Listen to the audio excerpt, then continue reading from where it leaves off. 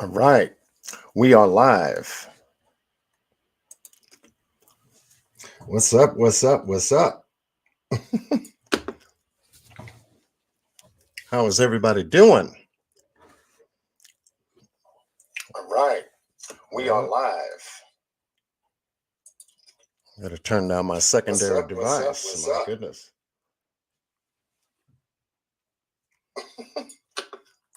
Hold on 1 second. How is everybody? Okay. Got an echo in the background.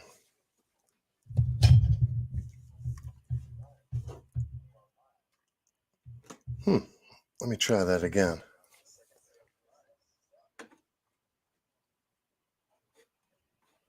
Oh, I know what's going on. I'm listening to myself on an open tab, watching myself. Okay, well, we can't have that. These things happen, That's what going live is all about. You got to have some fun, right? Good to see everybody here this evening. Let's see who we got in the house. We have a special live tonight. We're going to be talking about the Daniel Robinson case. This is going to be an open discussion in reference to the casework that has been laid out over the last couple of weeks with Ms. Q and myself, along with Mr. David Robinson, Daniel Robinson's dad, who happens to be out there in Arizona looking for Daniel. So we're going to be talking about a little bit of the information that we were able to get regarding the search efforts from yesterday and share that with you, along with having you participate in tonight's live with any questions and commentary that you would like to include in the discussion, because it has been a little bit difficult for me to get to certain people's comments and or questions, especially during the last 4 lives, most likely that I've covered on the case. So now tonight you get a chance to be involved in a way to where we can go over those comments and questions. Good to see. My goodness, D Love is in the house. Bevelyn Bagby is in the house. Lily Rochelle is in the house. Lady Love is in the house. All right, Miss Unu is in the house. Let me do this.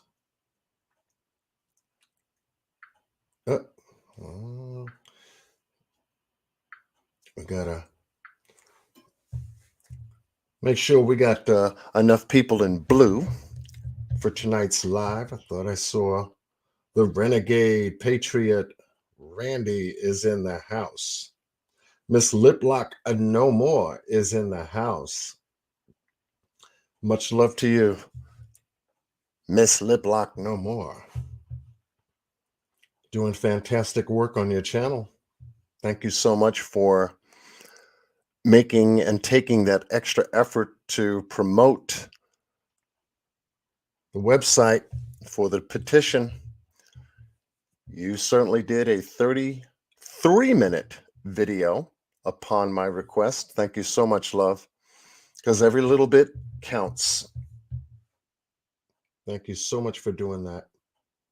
Kathy McGraw is in the house.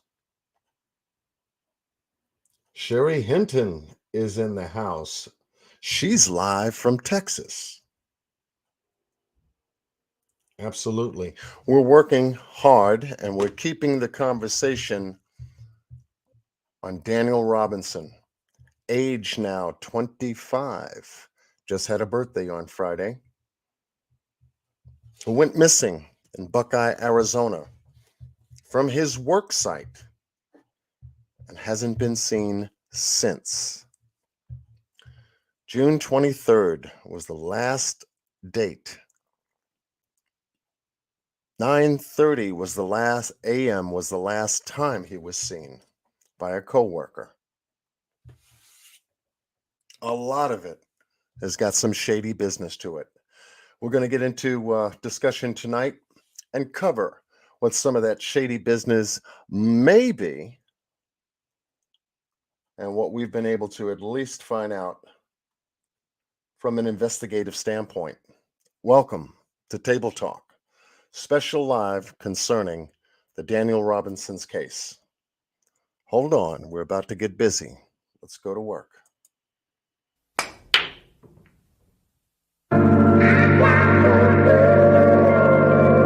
Ladies and gentlemen, I would like to welcome you to John Q's Table Talk. Let's go. Here at Table Talk, everybody's opinions matter, because we only here for one reason, and that's the truth. Cue the truth! So many cases we've been facing, so many kids that have been taken. You got ours and you got on. Some more wells I just can't take it. Never see John hesitate. A hard to go you can't replace. So Table Talk gon' be the place where we break down all the basics. You don't need no reservation, open mind, a little face. That's why we work another case. Kids go missing every day. We know the news, they do they thing, but John gon' come through in the pain. But this is a show for all of us, so let us know just what you think. For Table Talk, it's time to go to work. Let the people know that John is going live. It's time for Table Talk. Yeah. It's time for Table Talk. Ladies and gentlemen, I bring to you Mr. John Q. Y'all show him some love, man. Yeah. Let's go to work tonight.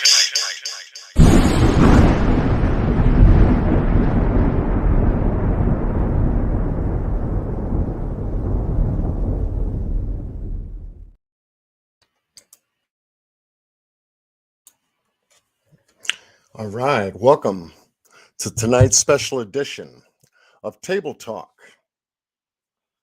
Good to see everybody.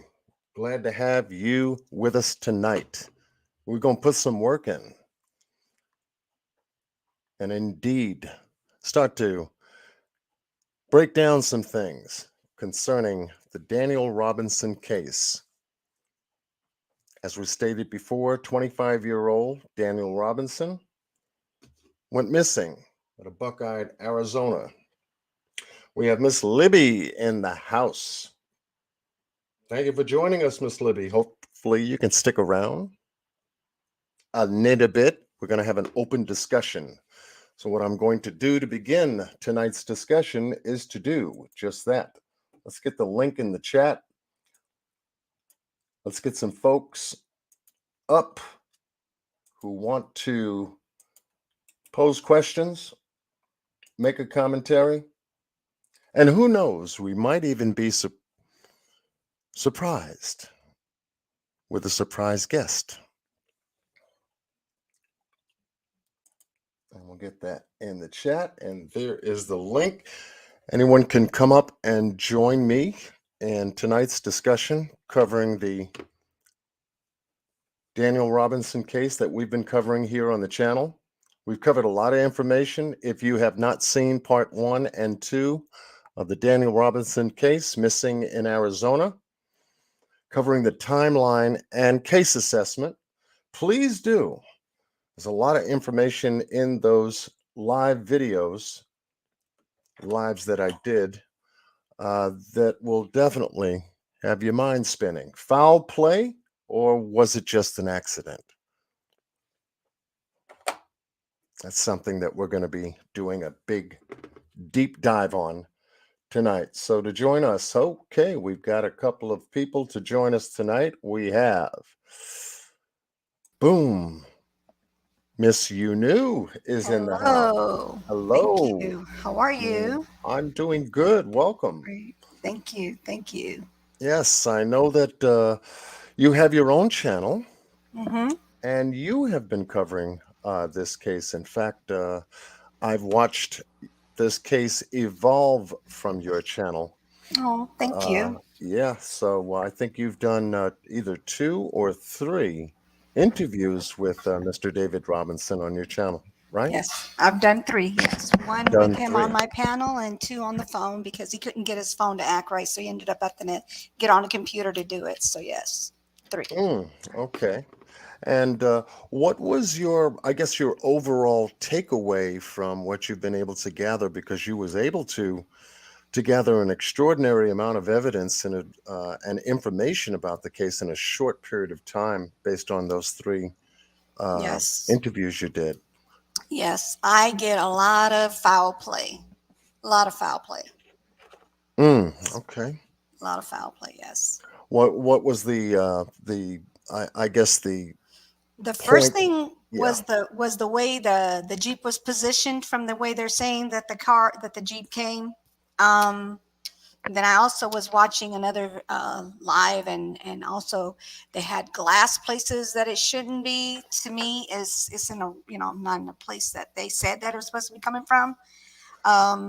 Also, I'm trying to find out what tow truck company could have been the one that brought them, because then we can kind of figure out what happened. How did that red get on that car? That's another thing that looks iffy as well. Looks like it was either done by, another car, or maybe something red was hit. It was just a lot of things that I found to be very suspicious with this case. Interesting. Hmm. Interesting. So you were able to make the same points that I was able to make during the course of my investigation on this case. Hmm. We found the red paint on the right-hand side of Daniel's Jeep very concerning, Right. even though there was nothing out there in the desert that was red. Exactly. Exactly. That just makes it very suspicious. So if it was something that happened with a red car, where did it happen? If it was something that he hit that was red, where did that happen? I mean, there's nothing there in that area. Nothing in that area where the Jeep was red in any way. So where did it happen? Right, right. Yeah, it's very And suspicious. another thing that was also concerning were how Daniel's clothes Yeah, was left. That's another thing I was asking about. The way it was sitting, it was almost like it was rubbed into the dirt. It wasn't just like somebody took off their clothes and laid it there. It looks like it was rubbed in there to make it look like, like it's been there kind of thing. Not that it was just put there. That's what I think. It looks like it was just put there. They put it there and then they rubbed it in there to make it look like it's been there. Hmm. That's what I think. Okay.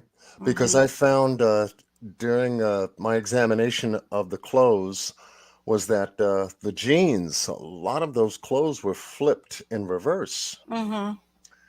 And it kind of puzzled me for a moment, because I said, well, if he was taking off his clothes and in the way they were laying on top of the ground, if he was taking off his clothes, he he did something extra to them. He actually Hmm. flipped his clothes in reverse. Hmm. And Like he I was just found rushed that. to put, like he was told, like basically, like if somebody told him to strip your clothes off, that's what it looks like. It looks like he just kind of took all his clothes off, just pulled them all the way off, and that's why it was flipped. That's why it looked flipped inside out. That's what it looks like to me. Right, I don't think he did it on his own, like without him saying, it's not like he just wanted to, strip. I think he was forced to strip, if that's what happened. Allegedly, we have to say allegedly, but just right, saying. right. Allegedly, right. Yeah, allegedly. Because during the time he was out there, which was June 23rd, Hmm. we know that the temperatures were about 90, 95 degrees. Right. Okay, and this takes place in the Sonoran Desert, out just a little ways from Buckeye. It's a little bit of a trip, but by Right. car you can make it there in a short period of time. Hmm. Daniel lived in Tempe, Arizona, Hmm. Yes, sir. and he would have to take his vehicle and travel on Interstate 10 and come all the way down going west on Interstate 10 to connect to Sun Valley Parkway, which Exactly. basically takes him to that job site there in the desert. But he also too had a previous job site location that he went to. Right. Okay. How did you find when I guess when you spoke to Mr. Robinson about that. How did you find what his responses was during the time you had the conversation? What did he share with you? In fact, his thoughts about the case.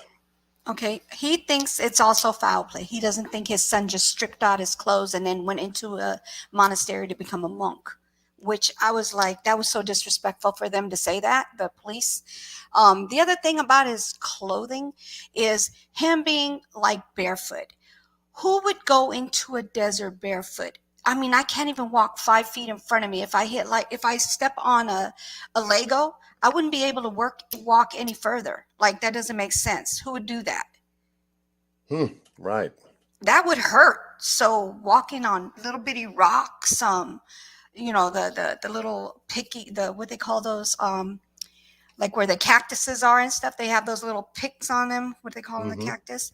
Those, I mean, all that stuff would hurt to walk on. Yeah. Cactus thorns. Yes. All Yeah. that would hurt to walk on. So how could he have made it any further than 5 feet away from his Jeep? It doesn't make Right. sense. So yeah, the father also says he thinks it's foul play. He said there's no way his kid would do anything like that. He's very close to his family. He would not just leave and not let them know where he's going. Right. And Now, I believe that from what I hear from him. Right. Now, D Love has a question in the chat. This may be a silly question, but has it been confirmed that that's what he was wearing that day? Okay, so that question, I kind of put in my head, I said, how about, okay, so he has met this one girl, Caitlin, right? How about he changed out his clothes and, I don't know, he changed out of his clothes because they were dirty and he was going to go maybe see her? Or why would somebody go be in their clothes, stay in their dirty clothes? They would change out their clothes. So I'm thinking maybe he changed out his clothes. I don't know. I'm not 100% on that, but that's another scenario, is that he changed out his clothes to go meet somebody or go somewhere, you just never know. Right. But I'm not saying that this is what happened, because like I said, his father did say he's close to the family and he would not just go without letting them know where he's at unless something foul play happened. Right.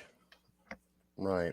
Well, according to Mr. David Robinson in his time with us on my channel, he did in fact confirm that the clothes that were found at the site location where his Jeep had crashed, they were Daniel's clothes, size 11.5 boot that Daniel wore.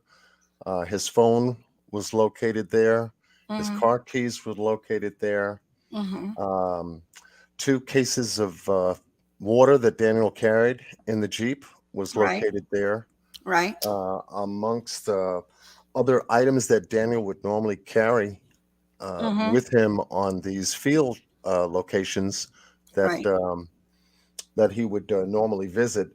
And Daniel, being a field geologist, being out there and whether it be the desert or various different work sites that he went to visit, would normally have specific items that he would carry, his gear. Right. In fact, let me see if I can find that specific item now and maybe share it with, let me see if I can find it. But yeah, it's interesting. It's very interesting to hear what Mr. David Robinson said about the findings of Daniel's car and how everything was in total disarray, and his shock to find that the car that his son had purchased all by himself, or the Jeep, I keep saying car, the Jeep that Daniel bought and purchased all by himself was left in that condition out in the desert. Right. And the shock that, he must have felt, out there must have been tremendous on him, to see that your child, and as a parent, you look at your children as children, regardless on how old they are, to find their personal property in that condition. Right. Yeah, that would have been a shocker for me as well. Like he said, he knows his son.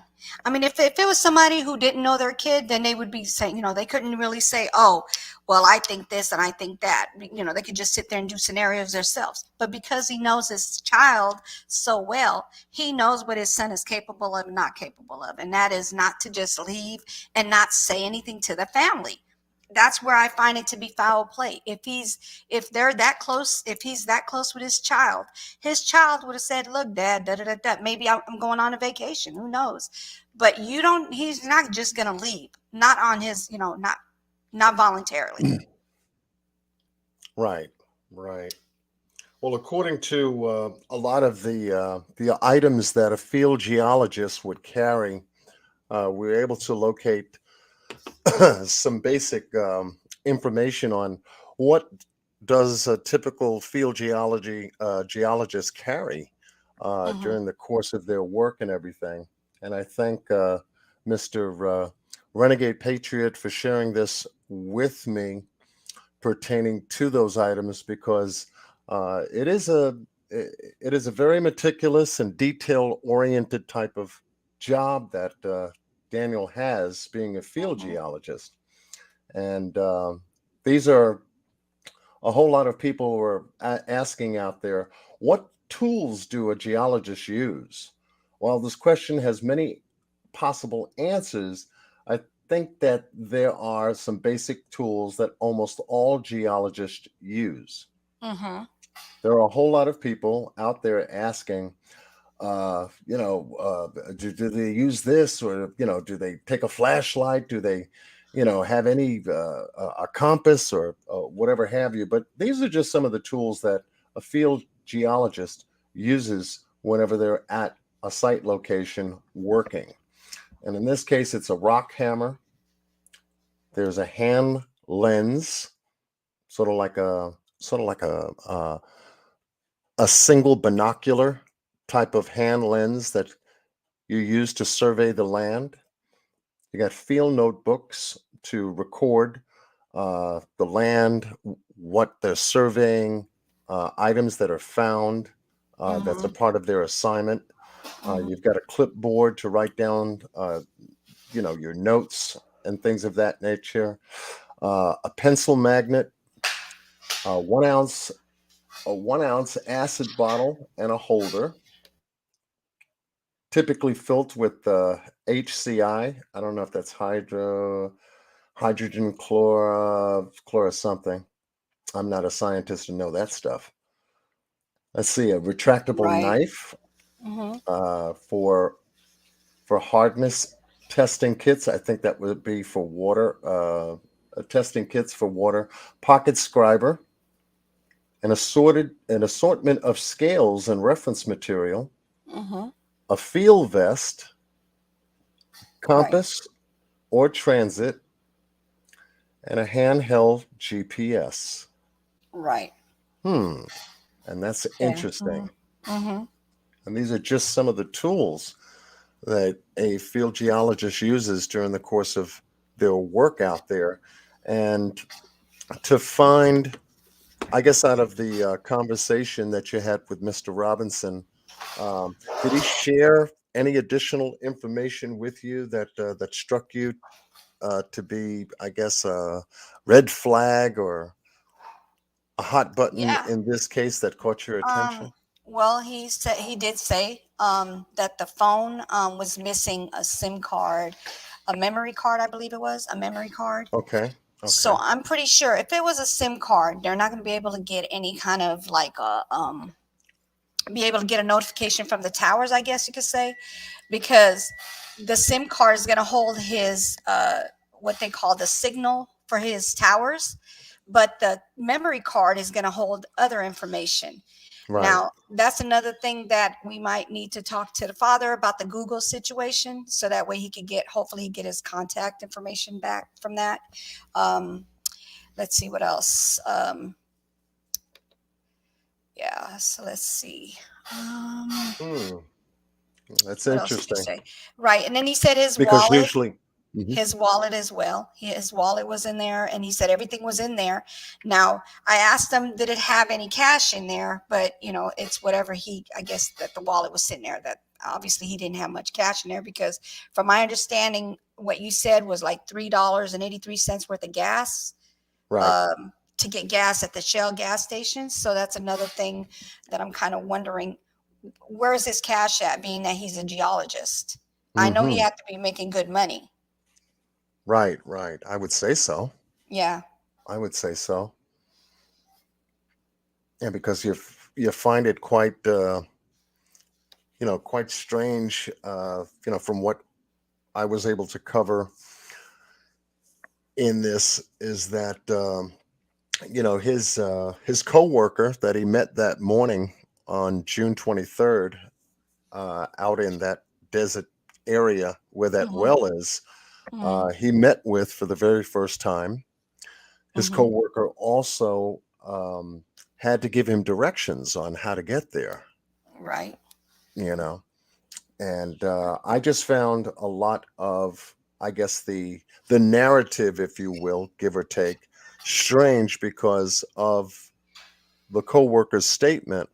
The coworker Ken, in this Mhm. case, Mhm. his statement, saying that Daniel was acting strange and he wasn't himself, and he kept looking off in the distance, not really saying too much, and Mhm. he just found that type of behavior kind of strange, and he was just wondering. He was kind of concerned about that. Um, and then he stayed for about 15 minutes, Mhm.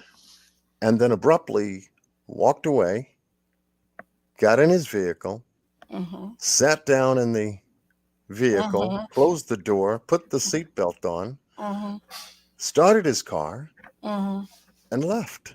Yeah. So what is this with this step by step? Normally when somebody sits there and give you details on how somebody does something step by step, like literally, almost like she put her hand down, she put her finger up, then she put her middle finger, then she put up her pinky.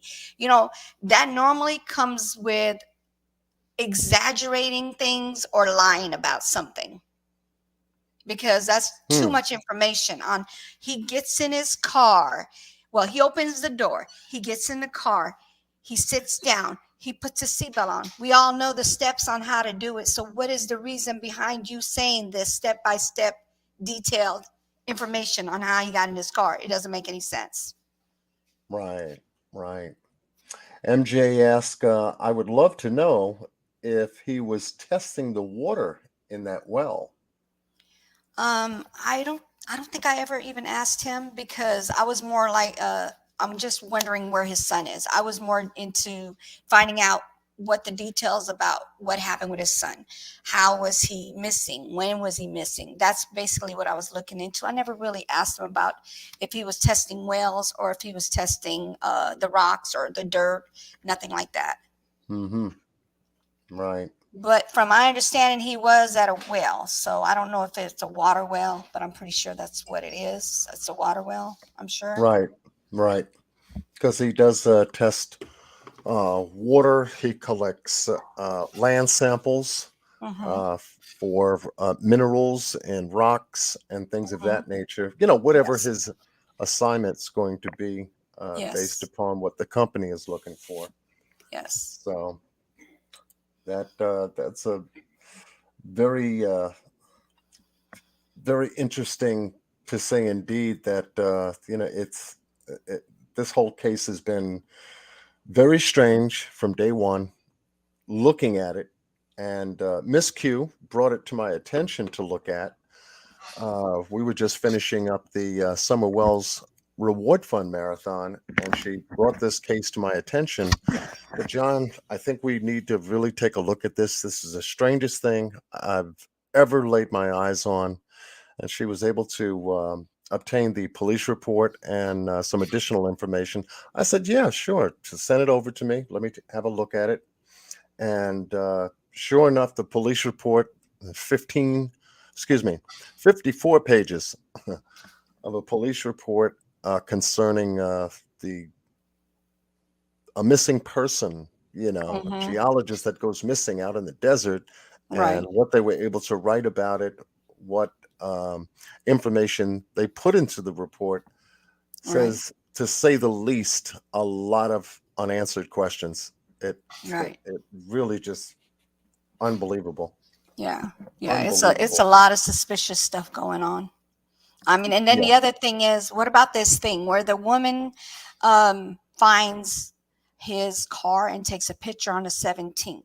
And then he says, this is what, out of his own mouth, 2 days before that, which was on the 19th, what was his name?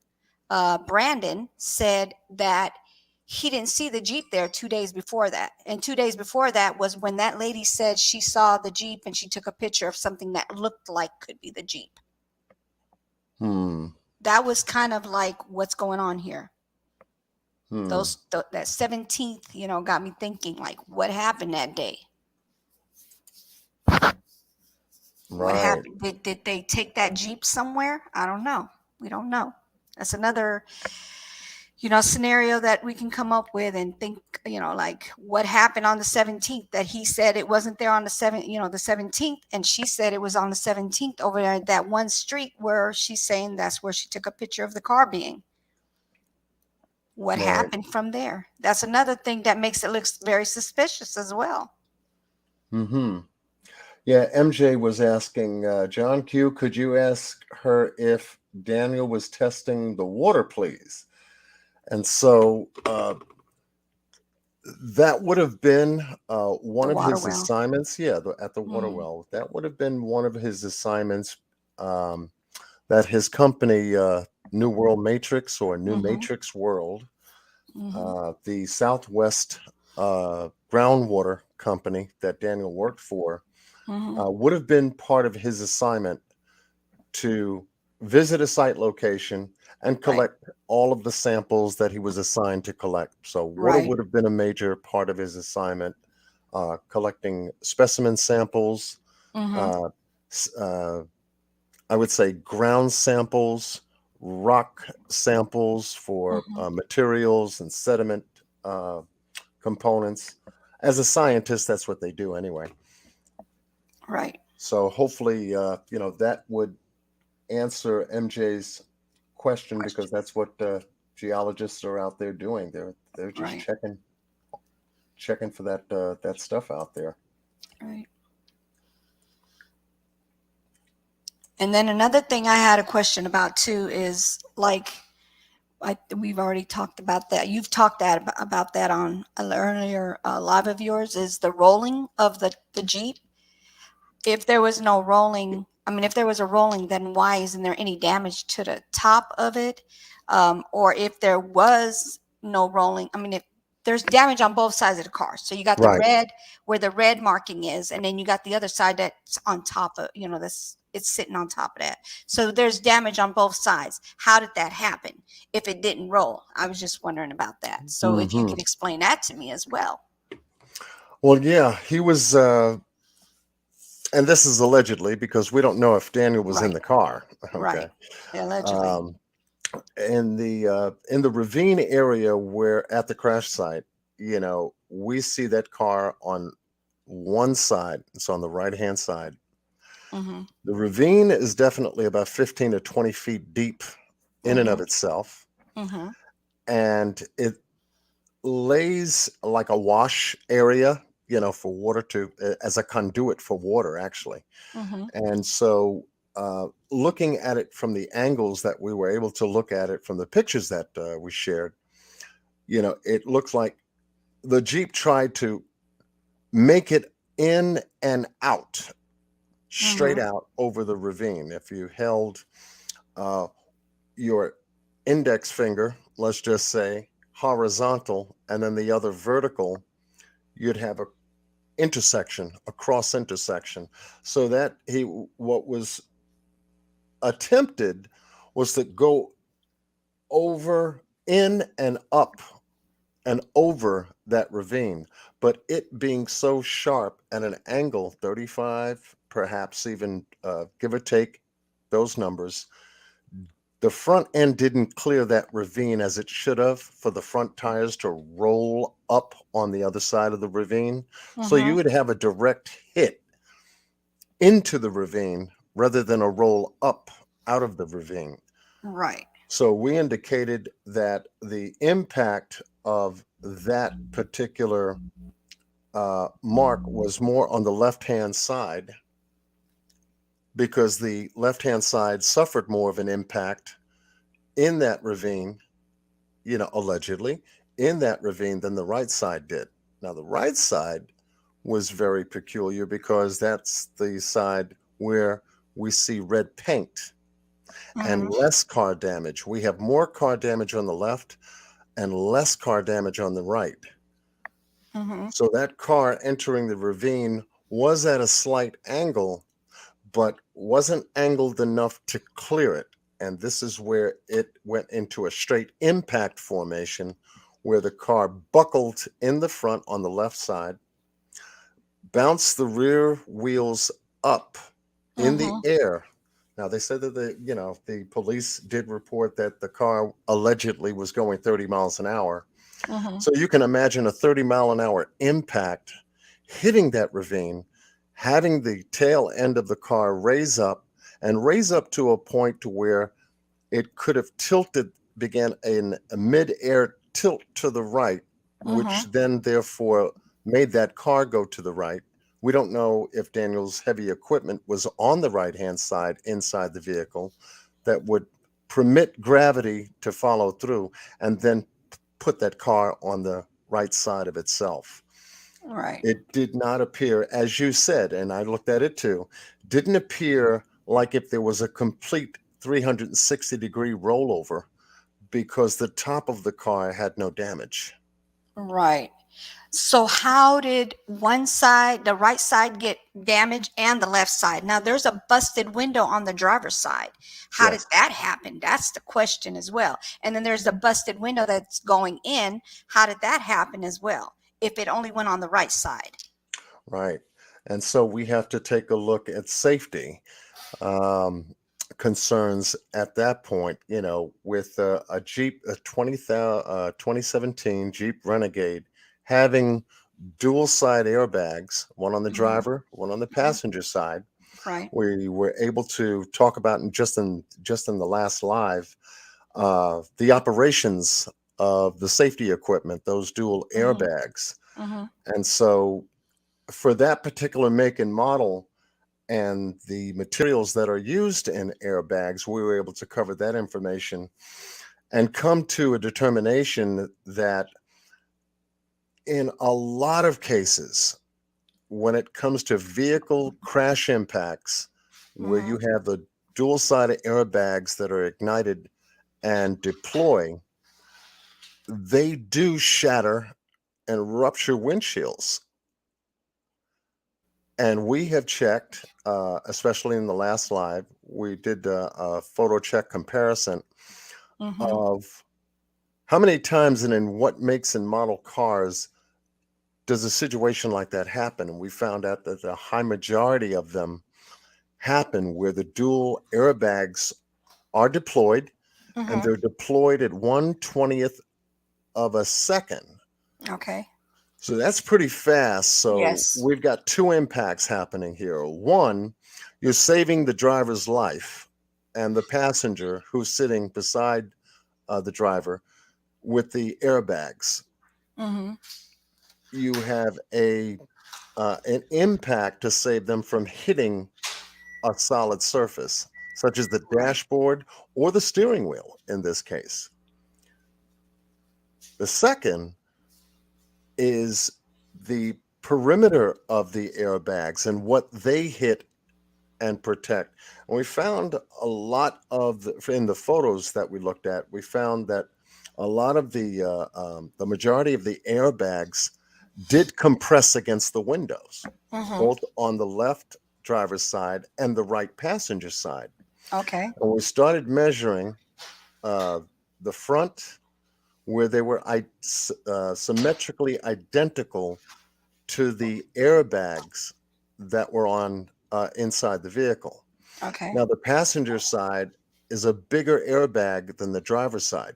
Mm-hmm. So we looked at the right side windshield and matched it up with the passenger side airbag, and it was symmetrical. Okay. We did the same for the driver's side. That too was symmetrical, even though it was a smaller bag.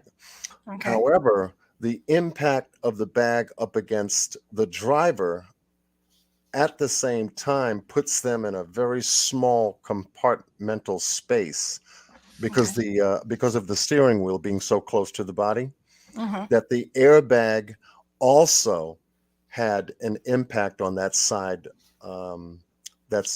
windshield, Mm-hmm. door side window, as well as the side rear view mirror. Okay.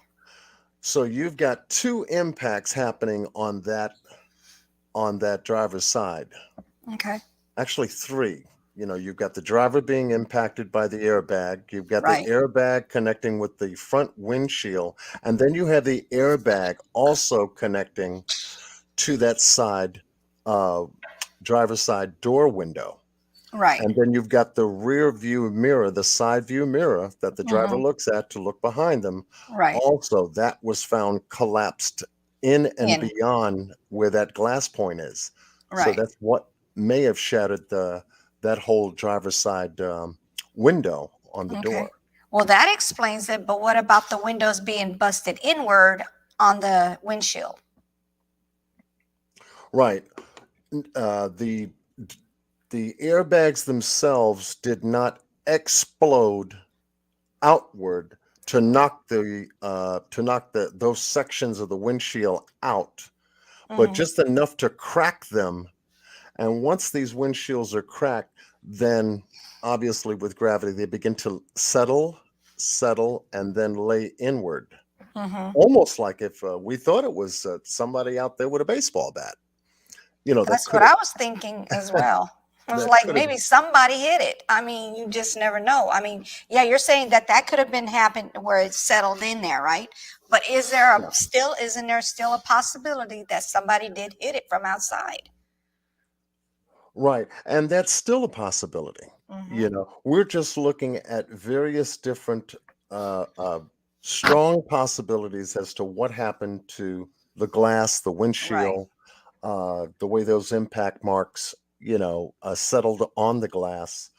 Uh, Once again, we came across evidence that led us to believe that when airbags are deployed, they will shatter glass and also injure the driver and or passenger, if there is one, severely.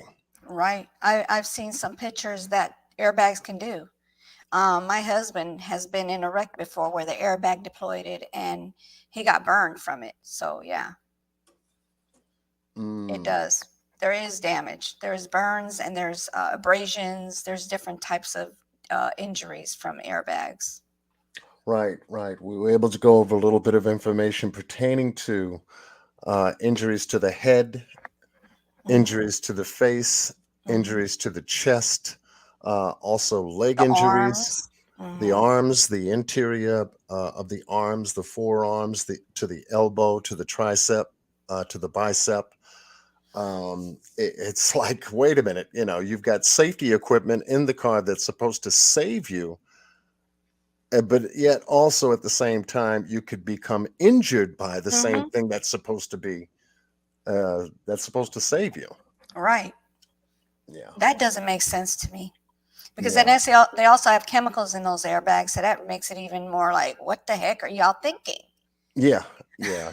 The chemicals to Nice. deploy Yeah. airbags is quite interesting to find, and to say the least, because they also too can have uh, a detriment to the health. If Hmm. it's inhaled, it gets Yes. into the lungs. It can Yes. cause severe burning and all kinds of things. I think it's sodium hydroxide is Yes. one of them that they use. Another is sodium azide Hmm. is another chemical compound that's used to deploy airbags with a mechanism to get those babies opened up in 1/20th of a second.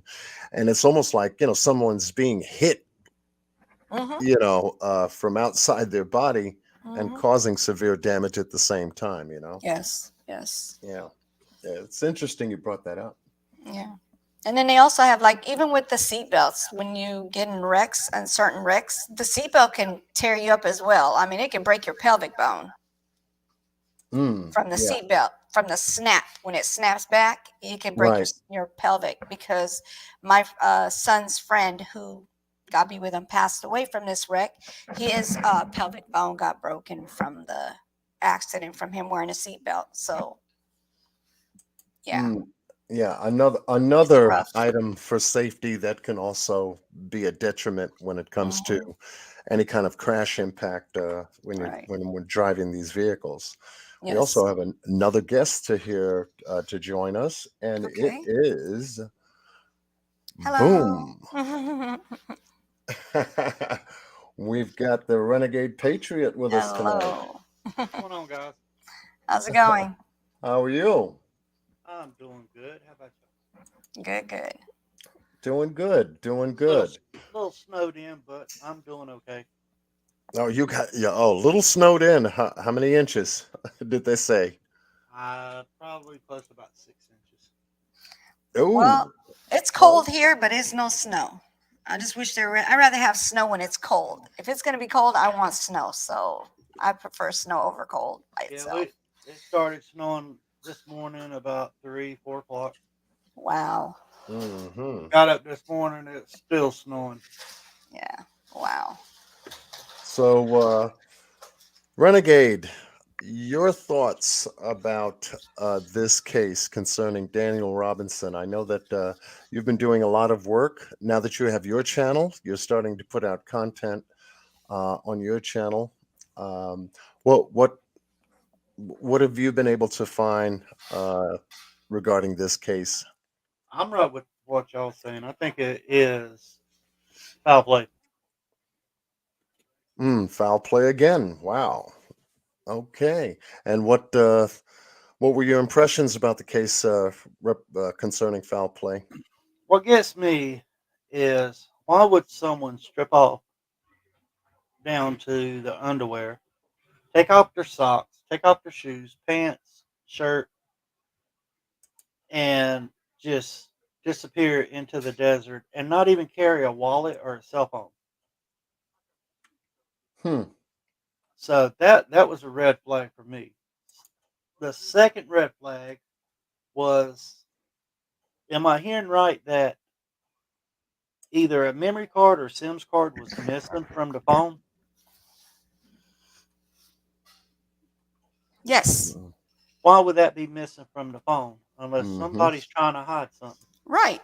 Exactly. That's another red flag. Another foul play situation. I mean, what else could it be?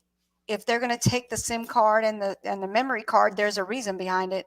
They're trying to hide something. They're hiding something that they have, that he has in his phone. That's the only thing I could think of. And who is this girl that he's supposed to have either been with or fell in love with or whatever? I mean, it don't seem like it, Caitlin? yeah, it don't seem like he had fell in love with her. It seems like he may have had like a crush or something like that on her. Mm-hmm. Yeah. So Mm. I'm wondering who this girl is. Yeah. Yeah. Well, Daniel, uh, it looks like he had a part-time job working for a food service company called Instacart. And what Instacart is, it's almost like Uber Eats, Mm-hmm. uh, something of that type of service where you're delivering food to folks that put in orders and things of that nature. So he was working at the time, and it seems like there was a food delivery that was made to this Caitlin's house where she lived, along with, I guess, 2 bottles of wine. And from what we're able to learn about that and understand about that is that when he got there, they were drunk. And when I say they, Caitlin had a girlfriend there in, I guess, her place. and invited Daniel to hang out with them, to stay, according to the police report. Mm-hmm. Well, how come there's not a lot to do with this other girl? Mm-hmm. Yeah, that's definitely not a part of the police report, Right. and it's concerning because if there's this so-called this relationship supposedly that is involved in this. I'm sure that the girlfriend, Caitlin's girlfriend, would have had some commentary. Yeah, because it's not in none of the articles that I've read from the Hmm. newspaper or nothing like that. There's nothing talking about the girl. There's Right, there's just very little talking about this Caitlin. Right. right. Straight up. So And yeah, that but right there is a red flag too. is a red flag. Mm. Mm-hmm. Yep, same here. Yeah. Is it I mean, possible someone took? Is it D Love asked? Is it possible someone took him from the stage wreck site? Mm. I guess it could be a possibility. Could be a possibility, yeah, because he Anything, was not there. anything except for aliens. I don't think that the aliens should even be involved in this. Yeah, I But don't think they had but anything to do with it it. depends on what kind of aliens you're talking about too. Right, Because right. I have heard that Arizona has a lot of I heard illegal about that. immigrants. I didn't know where you were going with this one. Well, I did. I read that there was a lot of illegal immigrants in Mm-hmm. in Arizona and Don't forget about the Texas. Mexican border. I Oh mean, yeah. yeah. Yeah, well, those would be the only aliens that I would think about, other than the ones that don't live on this planet. Well, I had to say that before somebody I else said it. know. You okay? Y'all heard it first here. It was aliens. Uh, John, I'm not kidding. Somebody came in my chat. I know this is not who we're talking about. They did that to my summer case. They came in my chat and they said, I know who has summer. And I'm like, who? And they're like, the aliens. I said, I'm done. I'm not answering any more questions. So I had to Oh get my off my goodness! live. It was crazy. Like, why Wow. would you say things like that? So yeah, sorry, trying to you be guys. funny. It's yeah. Yeah, we have a comment from Miss Libby said, so maybe he was about to expose something. Yep. It's a possibility. Possibly, Mhm. possibly. Could have found something that He wasn't supposed to it wasn't find. supposed to. Yeah, Hmm. that's a good possibility too. Mhm. Because you got to look at it. He is testing the soil. He is testing water. Right. So Hmm. That's since he's been missing, they found what 12, 13 bodies already. yeah. They were finding human remains out there in the desert. One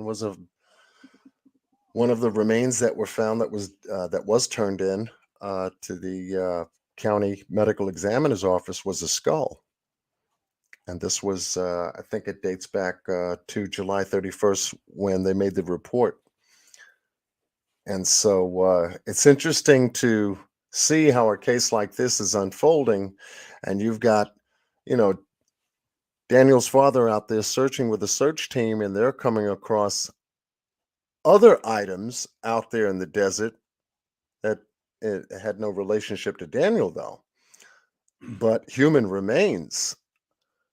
And then you kind of scratch your head and wonder what the Buckeye Police Department was thinking about that.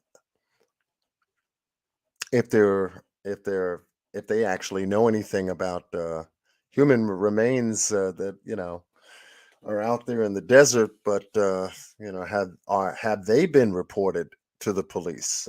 This is just my It's opinion, but I twisted. don't think the Buckeye Police knows much about anything. But that's just my opinion. Yeah,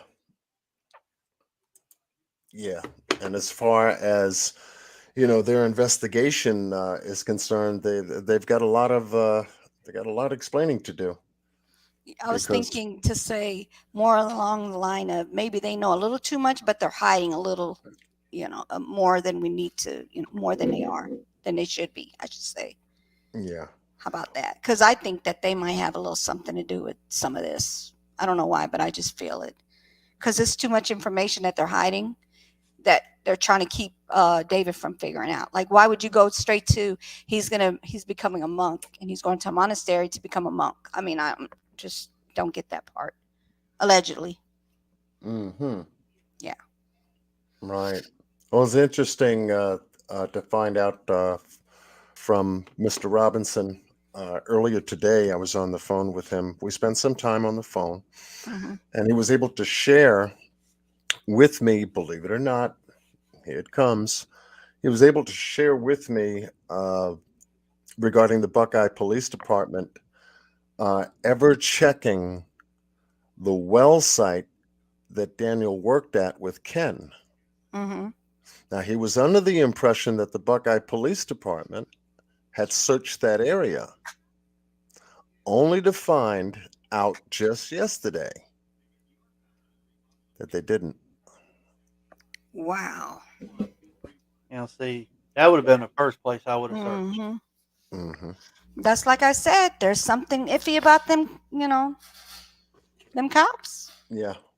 Very You iffy. know, they were able to explain to him that they checked the area more so at the crash site than they did at the well site because they felt, according to what they told him, they felt it was more concerning for them to check where the car was left. Excuse me, the Jeep was left and found more so than any place else. Now, this is almost 2.5 to 3, 2 3/4 miles south of the job site that Daniel was working at. Hmm. And it was also said to Mr. Robinson that, shortly thereafter, they sent up a helicopter to check that area where Daniel worked at. And for how long they did, we don't know. There's nothing in the report that stated how much terrain they were able to cover, how long they actually worked out there to cover any amount of terrain. And to me, and this was on the 25th, almost 48 hours later, they sent that helicopter up there. To me, to go up into the air and not be able to have found or locate Daniel's vehicle, which is only 2.5 to 2 3/4 miles south of where he worked, that right there was a red flag to me Yeah. Yeah, that because was. I couldn't see that if they really checked the area for Daniel's for looking for Daniel and or his car. They didn't find him on the 25th. And that's extraordinary to me. So on July the 6th, excuse me, the 9th, they were able to get the Civil Air Patrol out of Phoenix and assemble them for a 6-hour search effort, which involved flyovers. And they spent about 4 hours from between the time 6 a.m. They left up out of Phoenix and was rather done before lunch, before noon. And they couldn't find anything based on their flyovers.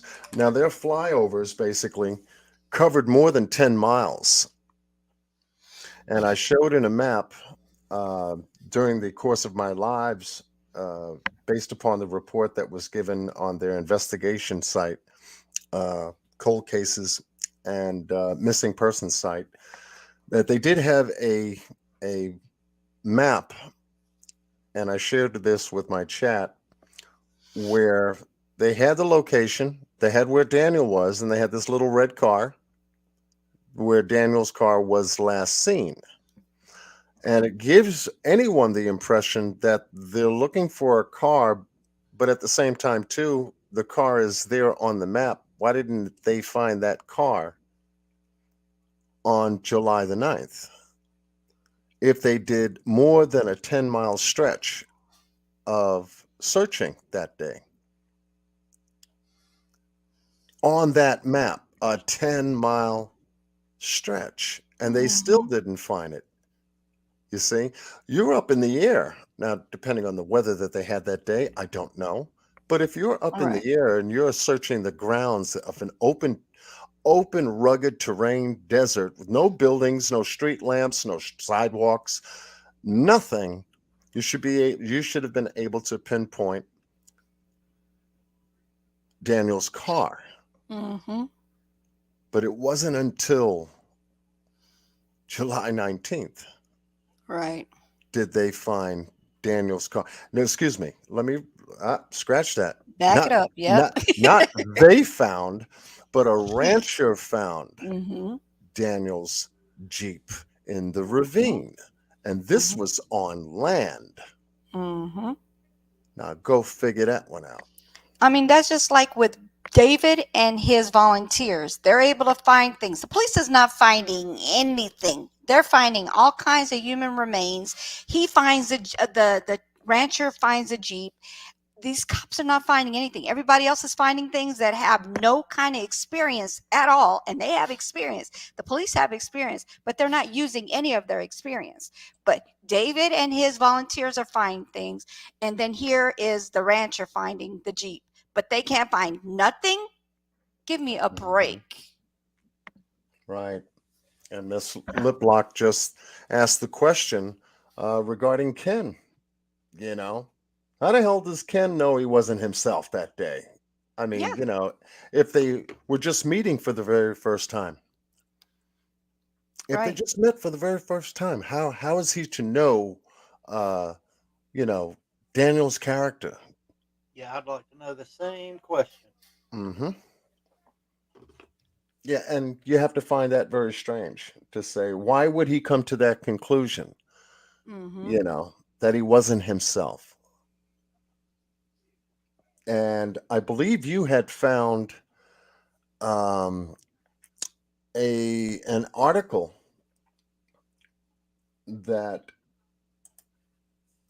really broke down the actual comment made by Ken concerning that. Remember that article that you were going over and you shared, and we were covering this just the succinct details as to what Ken said and how he saw Daniel get into his vehicle and Mm-hmm. how he just Yep. rode away. Remember that? Mm-hmm. Mm-hmm. Yep. Yeah. You want to, if you can, if you still have that article available, if you can share it, it's very interesting. And that's what I found to be a red flag there. Right. And just as you brought up, Miss Unu, you know, um, Mm-hmm. how would he be able to know and put into his explanation a detailed explanation as to what Daniel did, how he got in his vehicle, even saw him put on his seatbelt? Right. Now, don't you put your seatbelt on when the door is closed? Yes. Yeah. I So mean, unless you don't like putting your seatbelts on, but I'm just saying, it's just all these little details don't make no sense. Why did he have to do that? Like, it doesn't make sense. yeah, yeah. So he must have been watching him ever so carefully Right? to come to those conclusions. Well, if you were watching him that close, then you would know what he had on. Mm-hmm. You would know if he was under the influence of any kind of drugs Right. or anything else like that. But that was the impression that he gave Mm-hmm. police. You see, and Yeah. then they get the impression that, this black African American male out Mm-hmm. there working with you, I must have been Mm-hmm. smoking something or whatever like that, Right. Had to be, right? Because that's Yeah. why I'm checking to see if his eyes are dilated. What about you? Are your eyes dilated? Why are you all up in this person's face? Hmm. Are you dilated? Are you on something? I'm just Right, wondering. right. I So mean, you kind and of it just doesn't make sense. Why are you don't know him? How do you know he's acting weird or suspicious or whatever it is that you're saying? right. Now, uh, let me see if I can do this real quick. Randy, would you be able to read the part to us? Okay, it says down here, at that point, Robinson drove off. Wait a minute. No, I need to go back up. Then he just turned around and walked back over to his Jeep. I just assumed he was going to get something out of his vehicle. And he opened the door, got in, sat down, put on his seatbelt. Then he looked at me and just waved at me and backed up and took off. Mm. Hmm. Mm-hmm. Why is he going in so many details trying, trying Exactly. to trying to put out his story? Why didn't he say he just turned around, got in his vehicle, and left? There you go. There you go. Exactly. Short and sweet. Keep it simple. Yeah. He got in the vehicle, waved at me, and said bye or whatever, but don't freaking tell us exactly how he got in the car. He opened the door. I'm surprised he didn't say he walked 10 steps over to the car.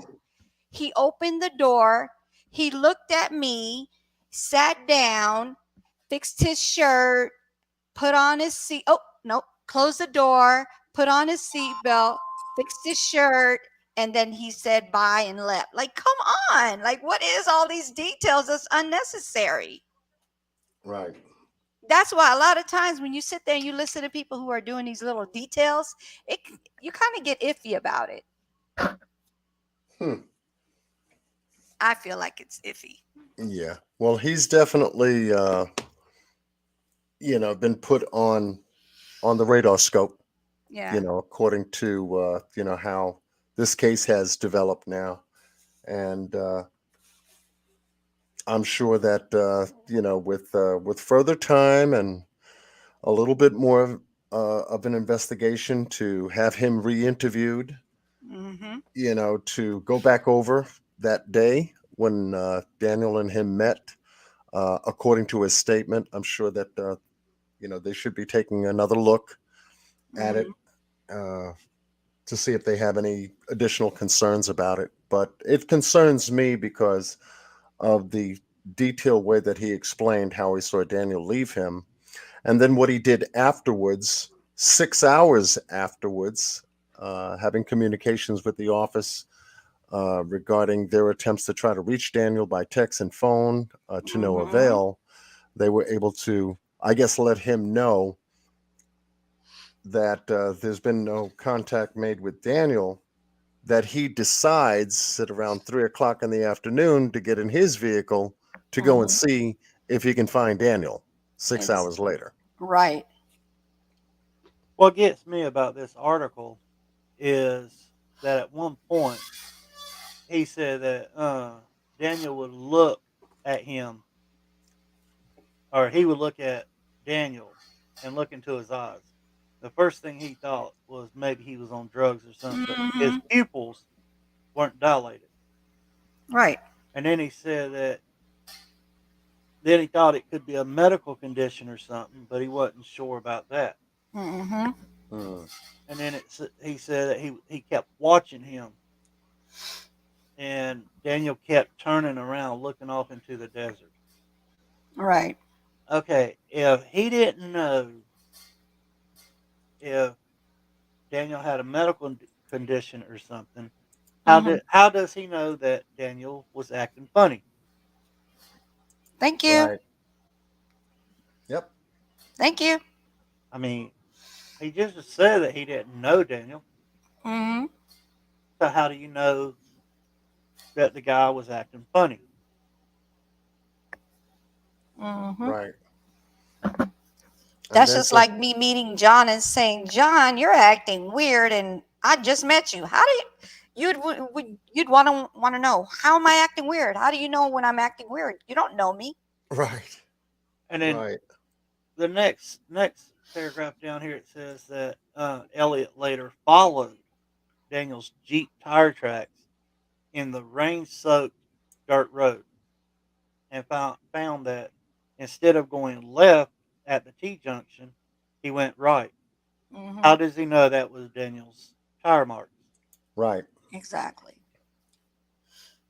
Oh, I know. He's a specialist on tire treads. That's what it is. No, Well, if so, he needs to go into the Buckeye Police Department.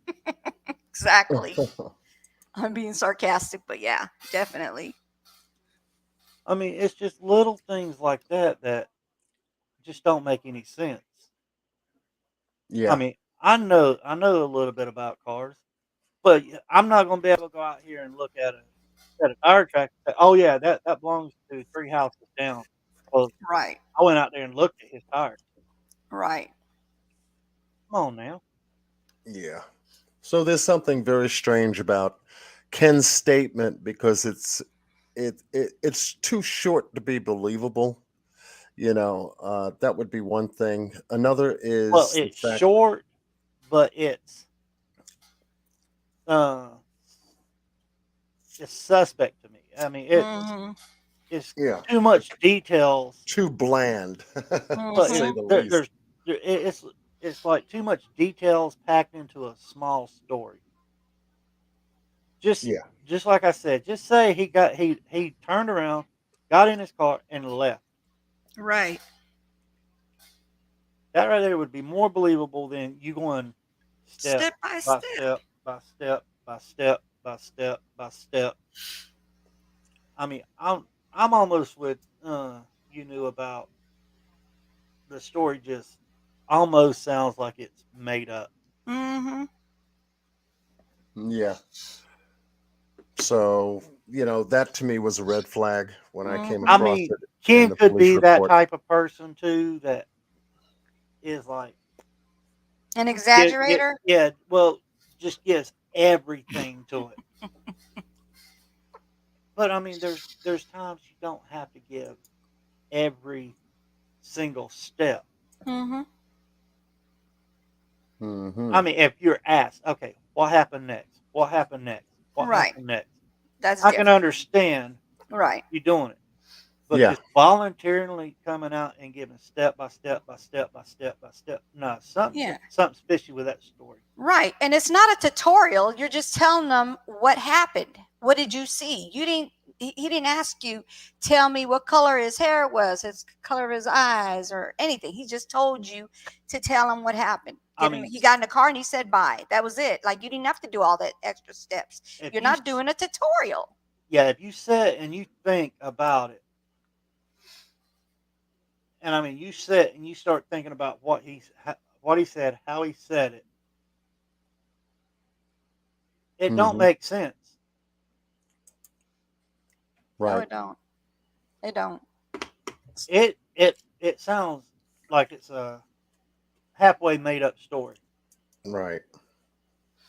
And Mhm. from what we were also able to learn too is that he, according to what Mr. Robinson had mentioned in the live and everything, that he was never a part of any search effort since Mr. Robinson's been out there since June. Mhm. He don't want to be around the case. And I find that suspect as well. Right. Because here, if you were concerned about going to search to find Daniel, and yet now he's missing, he's been missing for going on 7 months now. Yeah. And you mean to Yes. tell me out of all of the search efforts, well over 22 search efforts Right. since that time, you haven't been a part of one of them? Yeah. It doesn't make no sense. I know. Even if I worked with someone for one day, 15 minutes, 30 minutes, whatever, and that person went missing, Hmm. I would at least volunteer to help find that missing person. Yeah. I would do what I could. Right. Yes. But I mean, Yeah. that's just the way I am. Look what gymnastics said. Gymnastic 101.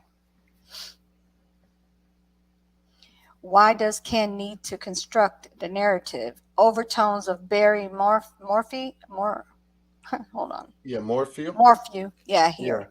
Yeah, definitely. Hmm. Definitely. The Yeah. chat went up so quick I couldn't even catch the name. I'm Yeah, like, Morphew? I'm going over the comments. We're taking Yes. our time going over comments tonight because this Yes. is discussion, and wanted to make sure that during the time of the chat's questions and comments during the time I was going through the investigation, Mm-hmm. I was unable to, really read the chat, and that's my bad, but I'll get better at doing so. And so, I was going to use table talk outside of my investigation work to really go back over commentary and questions pertaining to the case. I plan on doing so for the duration of my investigation, along with Mr. David Robinson, because there's a lot of unanswered questions. And yet, a lot of the folks who come to my channel to uh, dig into this case, they have questions and they can make certain comments that'll fit into this case that most of us don't can't think of at the moment because we're looking at a specific area of the case, whether it be the car, whether it be the well site that he Oh, went to, whether it be the second well site he went to, whether it be the gas station he went to, whether it be this Caitlin that he visited during his Instacart delivery, whether they had any previous conversations before he went missing, and things of that nature. So there's a lot of components, a lot of areas, moving parts in this case that different people consider from their perspective, and I wanted to make sure that we address them in a setting to where that's all we're doing is just addressing the comments and the questions. And here tonight, I wanted to take the liberty and the time on Table Talk to get that done because it's important overall. Because any one of you could have a question and or comment that could affect the case in a positive way. Now we yeah. all have to To remember break this too, whole case, I'll all open, yeah. right? We Mm-hmm. also have to remember too, we have to be mindful that it is an open investigation, and so we don't want to say anything or make a commentary or put out something that doesn't belong. And But that's what I was going to say. I've got so many questions, but I know yeah, that probably Right. 90% of them questions cannot be answered. Right. yes, Yeah. that's right.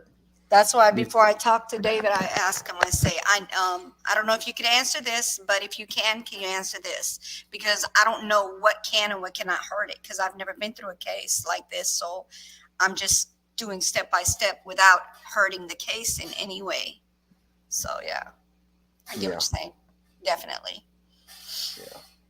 So it's interesting to know that we can discuss what we know based Mm-hmm. on the photographs that we were able to go over that Right. Mr. Robinson had sent me to share, along with our independent reading and Mm-hmm. understanding of the police report that Miss Yes. Q and I had both received, and just trying to begin piecing together, making sense out of something that wasn't supposed to make sense and still to this day doesn't make sense for a 25-year-old now to be missing almost 7 months and to Yeah. have you know uh, Mr. David Robinson out of his household, away from his family, out of South Carolina where Mm-hmm. they live, to relocate all the way to Arizona with an Right. apartment and resources, and to be there by himself Yeah, looking for Daniel. he's nobody he's should be out there doing by that. himself doing this thing, Yes. Yes. you know but the people of that area in Arizona and Phoenix and other areas in Arizona, finding out about the story, you know uh, have connected with David, and in a way enough to volunteer to help search for Daniel. Right. So our love and appreciation goes out to the folks that are out there with David, out there volunteering their time to look for Daniel, along with folks that are not even. I mean, they not only in Arizona, but they're coming across out of other states to chip in and try to help during the time that he's making these search efforts out there. Right. Right. Another thing I wanted to ask you, John. Well, I wanted to kind of make a comment, but not an actual comment. More like people need to start kind of like watching what they say in the chats because it might hurt the case. And just you guys be careful with what you say in the chats because we don't know who's listening, who's not listening, or who's watching, who's not watching. And then the other thing was, do you know anything about the human remains? Because remember, I spoke to you about that. Do you know anything about that? Did you talk to David about the human remains that they found in the people that it belongs to some people in Florida as well? But the Buckeye didn't find it, but he did. He and his volunteers did. Okay. Repeat that. Repeat that. Did you know that? Because like I was watching. Also, I spoke to him, and also I was watching another person in the crime sector Okay. saying that when he was talking to them, they asked him about the human remains, if they found any human remains that belonged to any families, and they found a human remain that actually belonged to one of their family members, a brother. Oh my goodness. So that tells you that the Buckeye police, they're not doing their job at all. We don't know why, but they're not doing their job at all because that's David and his volunteers that found these human remains Right. that belongs Right. to a family that's been looking for their brother. That's crazy. That's crazy. How? I don't get that. Yeah, it is definitely not not making them look competent in doing the At job that all. they were hired to do. Yeah. It's more lackadaisical, Mm-hmm. almost like they all suffer from some kind of lethargy or something like that. Right. They Right. become, I guess they've been doing the job so long they become very comfortable, Mm-hmm. with doing less than they should Right. when it comes to missing persons. Right. I whether they're treating it as a typical type of everyday kind of an occurrence. It Right. usually happens. Don't worry about it. They'll show up someday. Right. Kind of attitude. What do they say when they say, "Oh, you're just sitting on your hands"? Their hands should be numbed up about now. I mean, Yeah, just saying. definitely. There should be saddle sores, huh? Yep. Yeah, definitely. Exactly. Exactly. So it's interesting to find out too that at the crash location, Mm-hmm. it's not only the way the Jeep was left or the way the Jeep was found. Mm-hmm. It's not only the clothes that was appeared to be laid out there Mm-hmm. with one boot more closer to the vehicle than the other, Mm-hmm. but you have his socks out there. One was an Adidas and one was a Nike Mm-hmm. sock, according to this article. Also, the mention of, I think it was, if I can remember it now, it just temporarily escapes me because it's just so much detail at Yeah. that crash site that looks staged. But Yes. here in this article, we have Daniel leaving his shorts Mm-hmm. out there with his clothes. Mm-hmm. Now, that would mean, when you say shorts, we're talking about the shorts that you would normally wear during the summertime? No, we're talking about underwear. Yeah. His underclothing. Yes. And that in and of itself is a red flag, Mm-hmm. because it's giving us the impression here is Daniel out there with absolutely nothing on? Yeah, that doesn't make any You mean to sense. tell me he changed into an entirely new set of clothes, including shorts? Who does that? Who does that when they go to work? Hmm. I was Do just you take given an this extra scenario pair of that underwear with you? yeah, that part, no, I don't get that part. Now, clothing, yes, because my husband has done that in the past, where if he was going to get too dirty and he has somewhere to go and he didn't have time to come home and change, he would make sure that he had clothing with him, but not to that extreme. I mean, who's going to go that far? I mean, the dirt's not going to go all the way in there. Like, it's just going to be on that clothing. So Right. just something to change into. So yeah, that's a possibility, but why? Yeah. And Why would they also, have his underwears on the ground? Like, I mean, I don't understand that part. yeah. And hence a wallet, no cash, but all the all the other items are intact. Mm-hmm. We have his phone missing a SIM card. Mm-hmm. Okay. We have Yes. his car keys located there. Mm-hmm. And yet a rancher on the ground found Daniel's Jeep on the Right. 19th of July, Right. where two air searches couldn't. That doesn't make sense. So is it telling us that the car wasn't there during those times they searched on the 25th and on July 9th?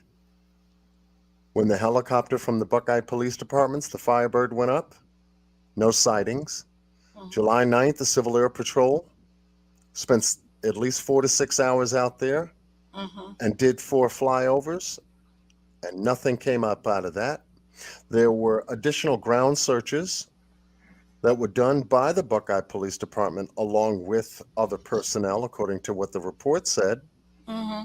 and yet they didn't check the well site that Daniel worked at That the doesn't make morning he sense. went missing. That don't make any sense because that should have been at least one of the places, if not the first one. The first place they should have checked. Yes. If not the first one, definitely should have been checked. But definitely, I would have made it my first because that is where he was last. Why would you not check there? That doesn't make any sense. Mm-hmm. Hmm. Yeah.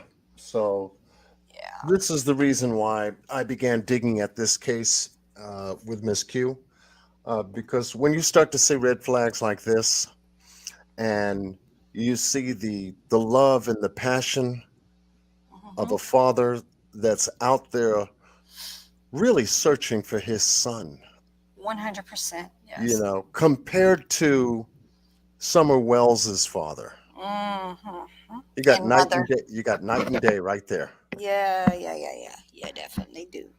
Definitely night and day. And then you can compare this case to the Jelani Day case, Mm-hmm. you know, on him going missing, and then all of a sudden he ends up in the Illinois River. Mm-hmm. You know, his car goes missing here, his phone goes missing over here. And you say, well, you know, what's going on? Yeah. Is a 60-mile drive from one location to the next called a sundown town?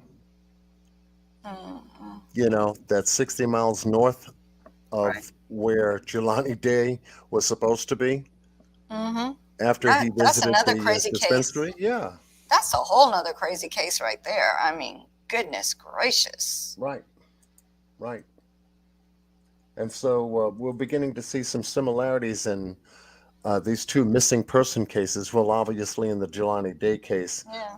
it's different because it is a potential homicide, Mm-hmm. you know, that's still being worked on to this day. Right. I believe it is a homicide. I believe that the guy didn't just, you know, go jump in a river someplace. I have a question. You know, this is a doctor. This is a future doctor Yeah. that's been studying medicine. Mm-hmm.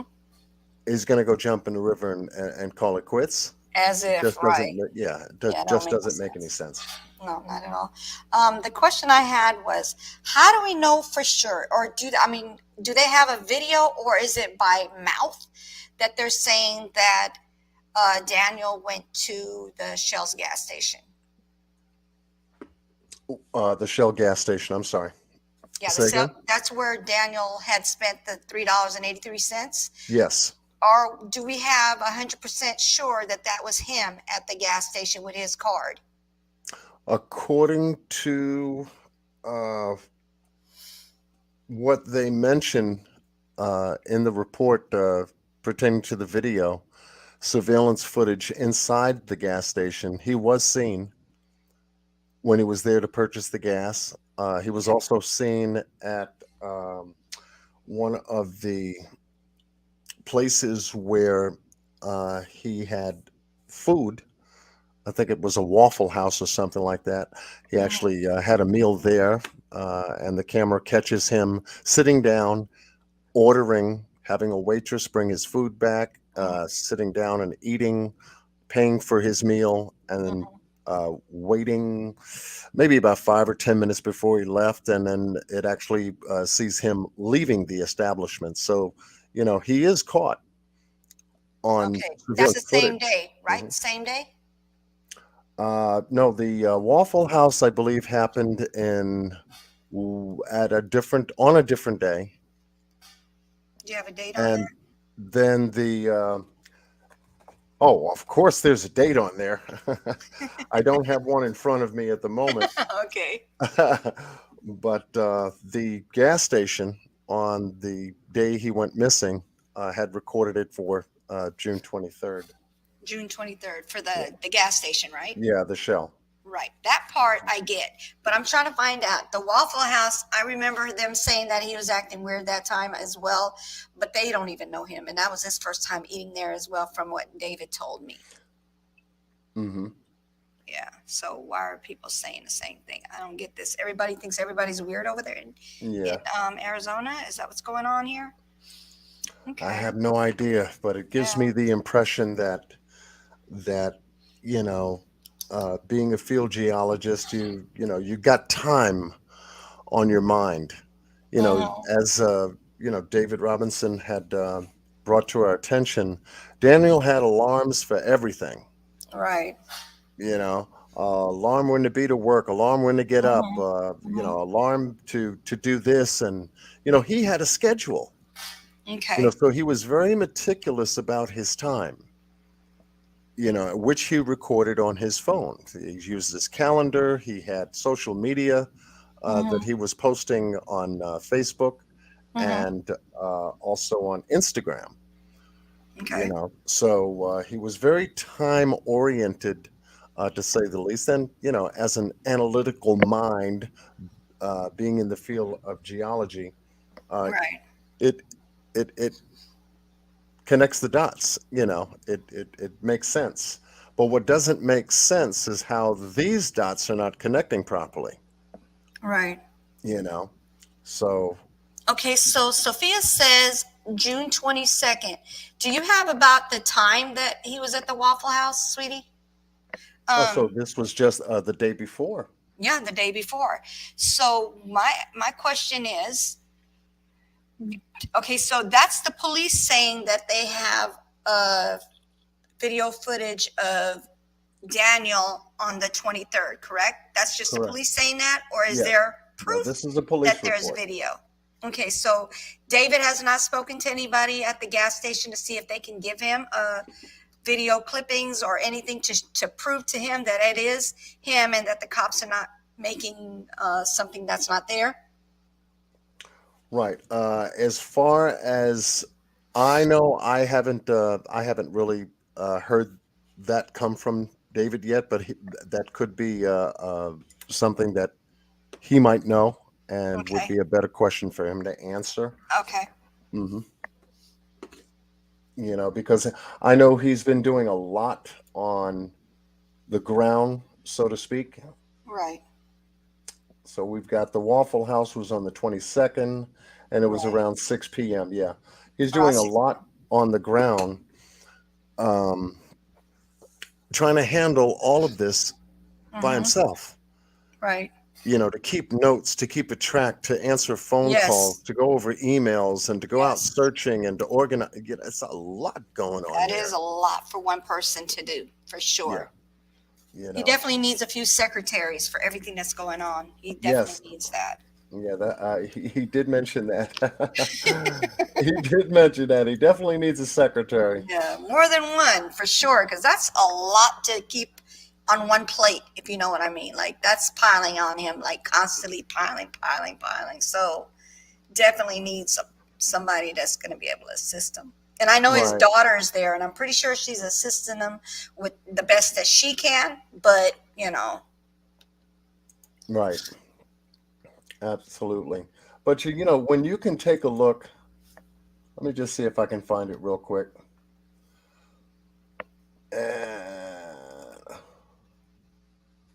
you know what would be cool, John? What's that? If Google, you know how they have the Google and they show the places when you go like on a street search, like we actually see the streets and the houses and stuff. If Yeah. they can do like an update every day, do you know how fast we could find people? Oh my goodness, forget about Oh it. my, that's a lot of work, but I think that would Yeah. be an awesome thing to come up with. Yeah, most certainly. Most certainly. And the thing is, and I'm going to show it right now, Okay.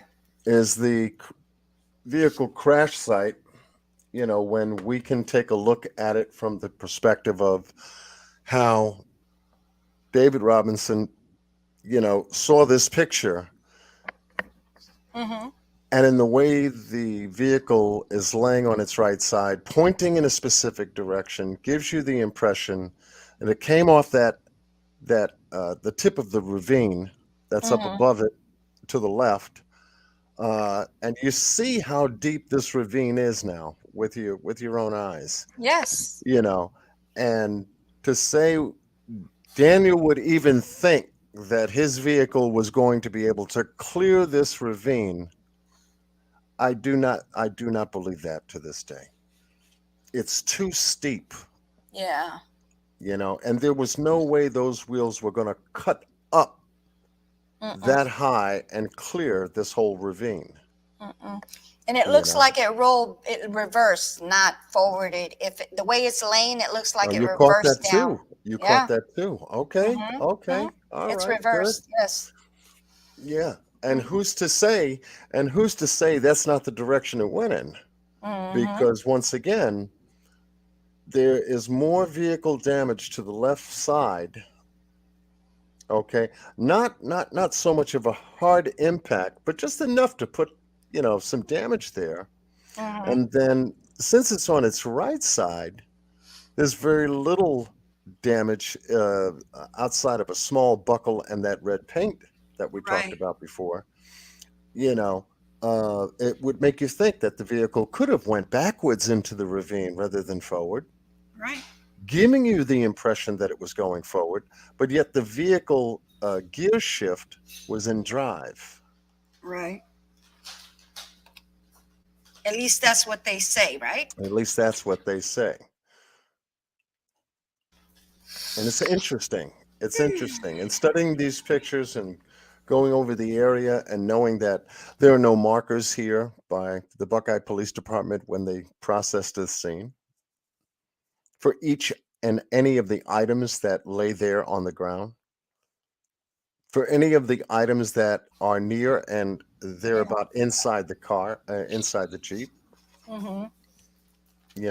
There are no track patterns that they used to indicate the direction that the vehicle came from, as markers should have been placed on that, and then photographs taken of the scene again with the markers on the ground to come to a determination as how the vehicle got there to begin with. Right. Hey, John, I got a comment on this picture. On this picture, if you'll look at the way that the vehicle is setting, if it was coming the way that the picture that you showed with the arrow, if it was coming that direction, that means that the vehicle had done a 180. Mm-hmm. Why is the plastic piece to the passenger side front tire laying in front of the vehicle? Okay, more towards us, right? Yes. Okay, because If it's laying there, then that means that it would have had to hit the embankment mm-hmm. and come and keep going. So that to me throws that out of the water. Yeah. Okay, so this is the question I have. If it didn't roll down, if it didn't roll backwards, like if it didn't go reverse down the way it is, Right. why are the clothes up there and why is that plastic piece right there as well? So you telling me something broke from the opposite side and then it jumped up there? That doesn't make any sense.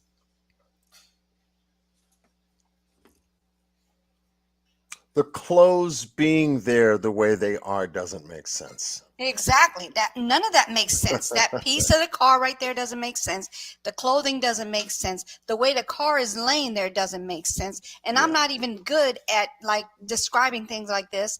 I'm the girly that doesn't know how to change the tire, but I know exactly. I mean, I'm looking at this car being positioned from rolling down from a reverse, not a doggone drive. Mm-hmm. That's what it looks like to me. Right. Right. And then knowing how this is laid out in front of us and having a good idea as to what kind of front end damage that this ravine could have caused this vehicle had it happened the way they said would have been far more severe at 30 miles an hour. And I Right. don't see it. I don't see it. That Right. If front it was end would have been would have had far more damage to it at 30 exactly. miles an hour than it does if it had in this picture. Yes, exactly. That's like somebody going straight into a mountain right now. Like, I mean, a hill. He's literally going straight into a hill. That whole front should have been damaged. There's no damage there, barely. Mhm. That's why I'm thinking of the line of it being rolled back.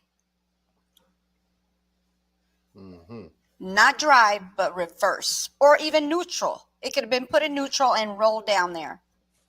Right. But let's go back to the other picture because this piece that's laying in front of us, if it came from the left side, and I'm trying to get pictures of the left side because of that, the front end here had more damage.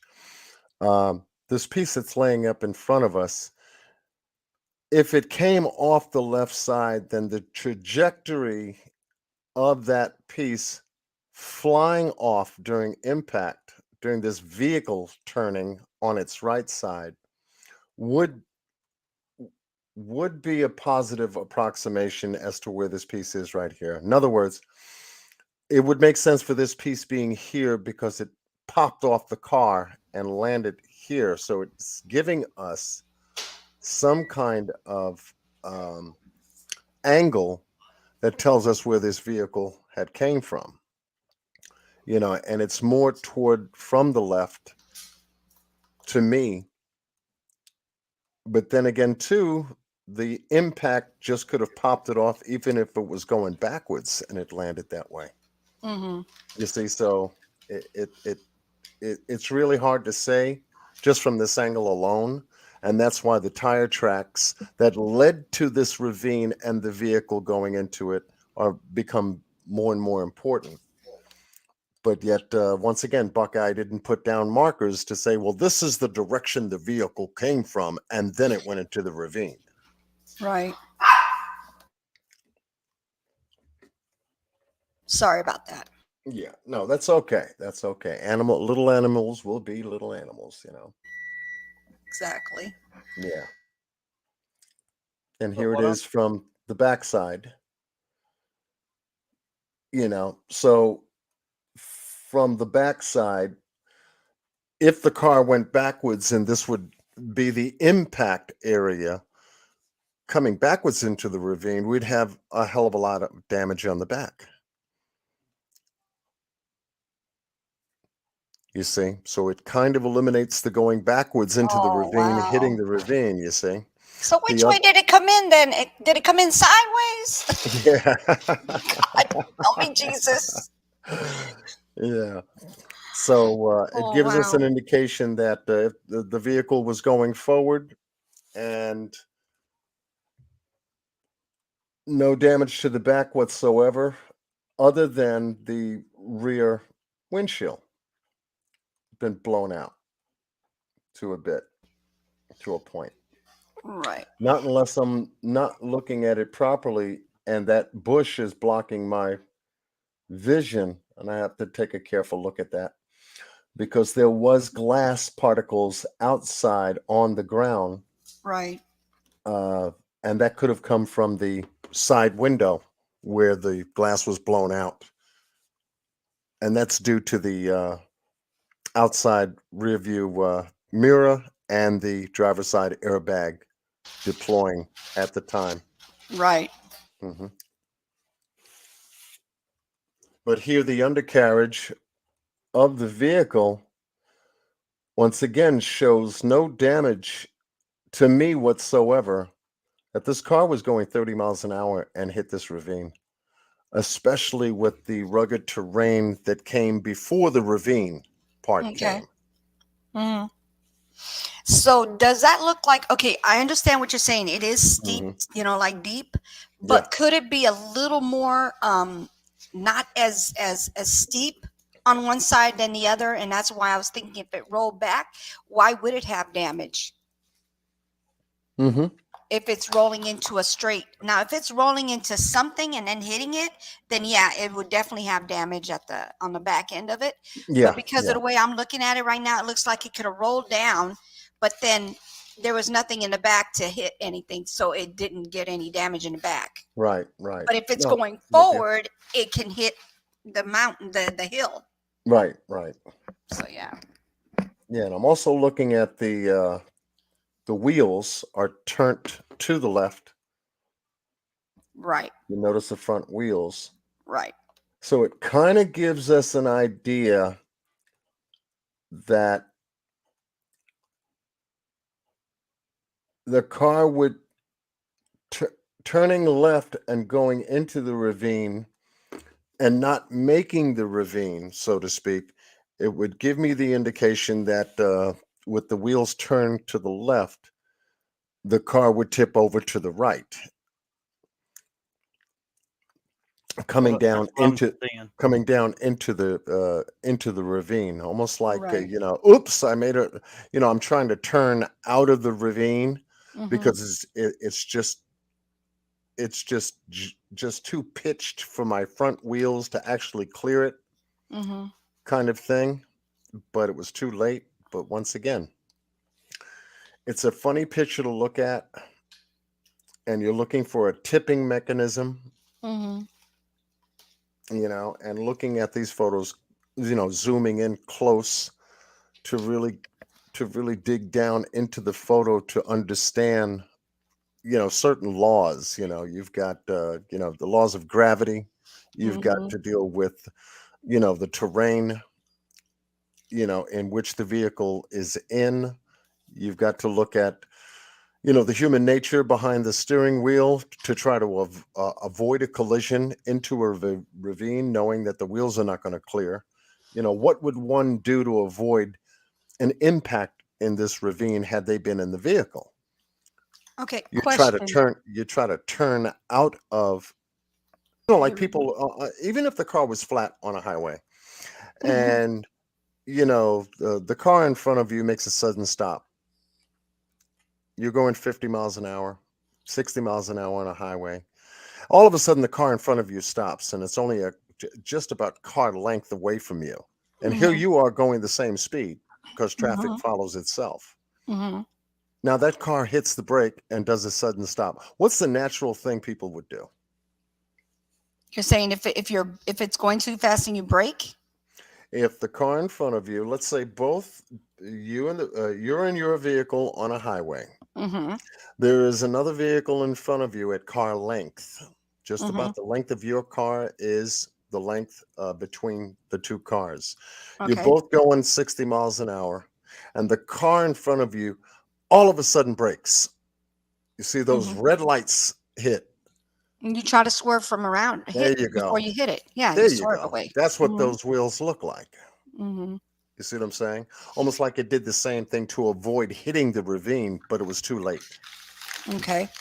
you know? So And this if is it why we rolled have, back, yeah, this is, it might have mhm. hit something that made it like kind of like a little hump in the ground or something that made it flip on its side as well. Yeah, possibly. Yeah. And we can't really tell from this angle because it's Right. just one particular angle we're looking at. Yeah. Right.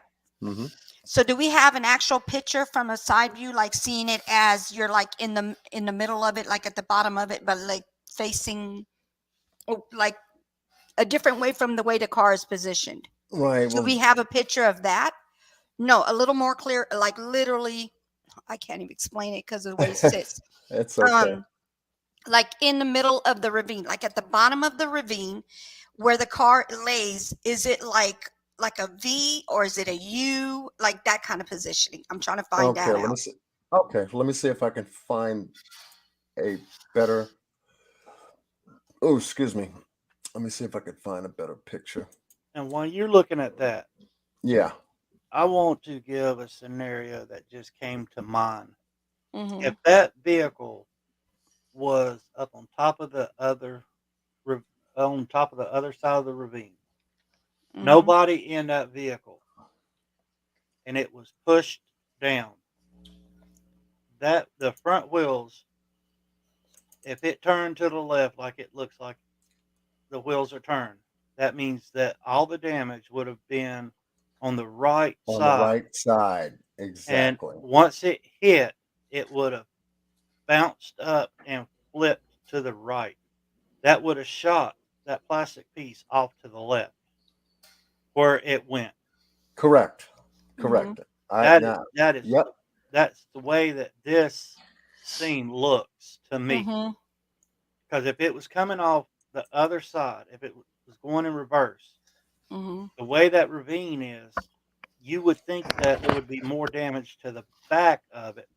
Plus, you've got like two indents in there. Like you got like a drop off and flat drop off to the ravine. It would have Hmm. jumped and hit the back, and even if it would have flipped over to on its right side, you would have had more damage to the back than you would have the front. Right.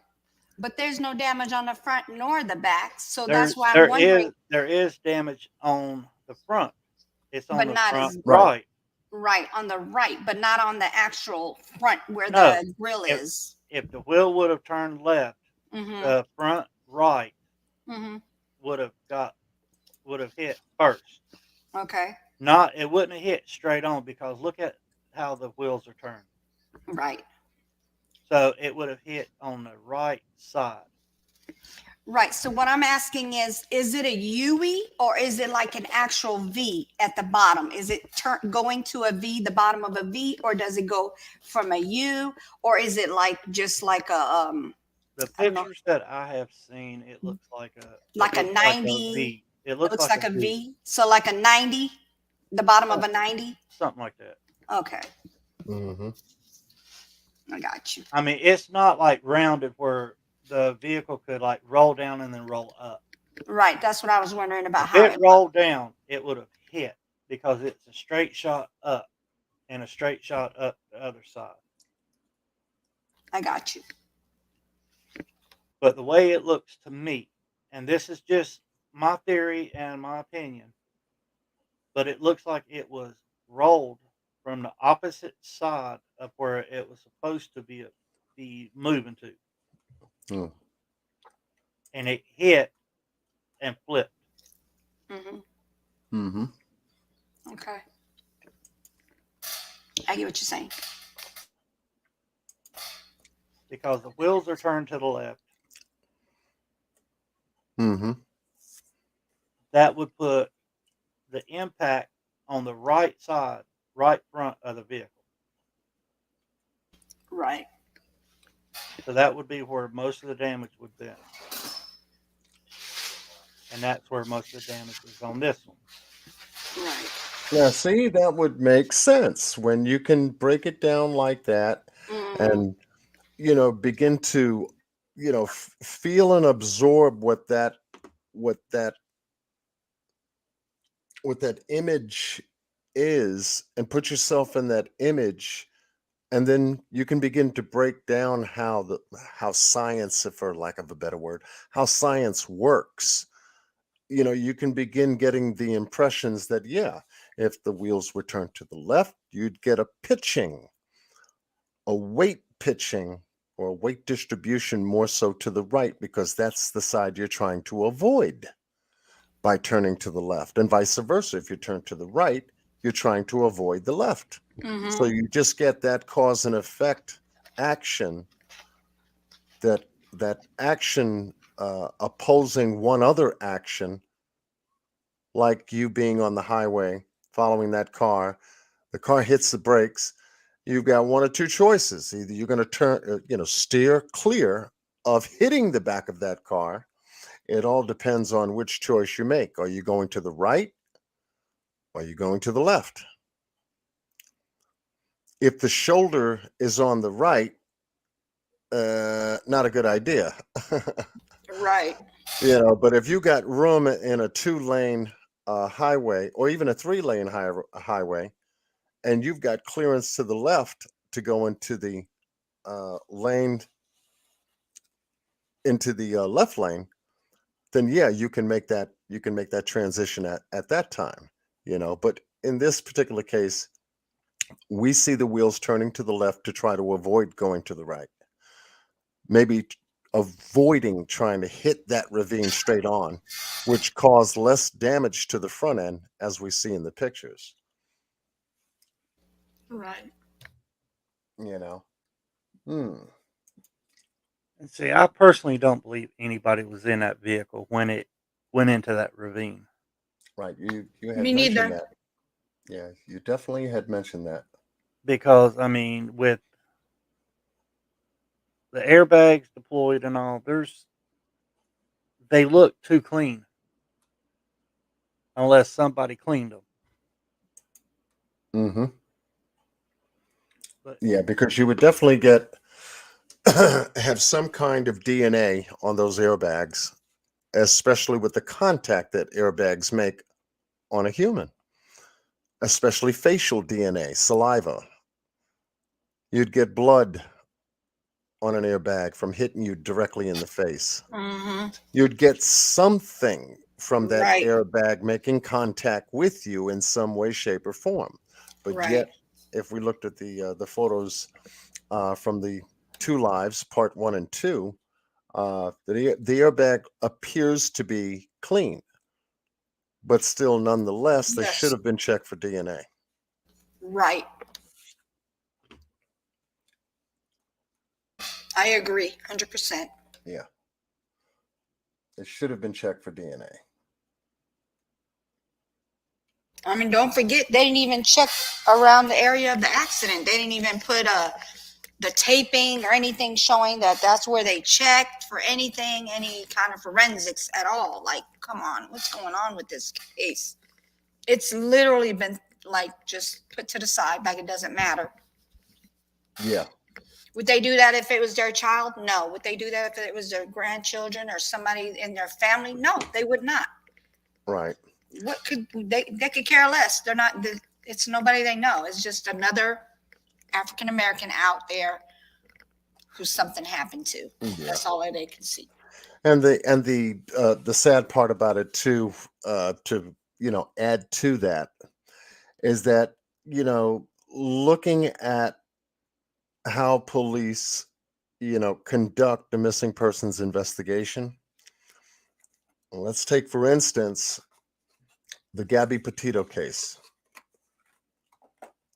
How did law enforcement respond to that case? almost Diligently, insane. Expeditiously. very much so. You take a look at the Summer Wells case. How did law enforcement treat that one They're on that one too, except the expeditiously. parents. Except the parents are the ones who don't want anything to be found out. There you go. But nonetheless, law enforcement acted expeditiously when they had their Exactly. news conferences.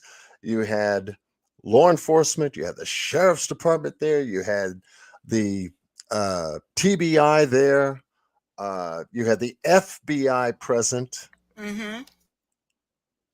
Here, you don't have any of that. Nothing. And this is the disparity that we have in this case. When you can take a look at this case, and the same applies to Jelani's case, Jelani Day's case, same thing. Now you can compare how law enforcement responded to that case, go back to Gabby Petito, go back to Summer Wells, and I can go down a string of them.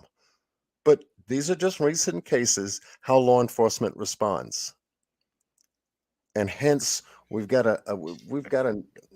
another red flag in this case. Two well-educated African Americans who are being left to let the parents find them and deal with them and find help the case, take care of the case. And I need to bring that up because it's apparent.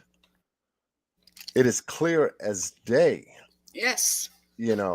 And it shouldn't be.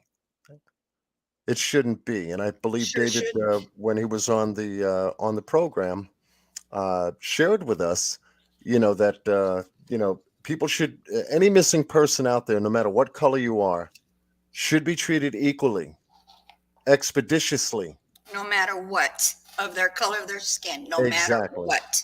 Exactly. And that's a big problem in this case.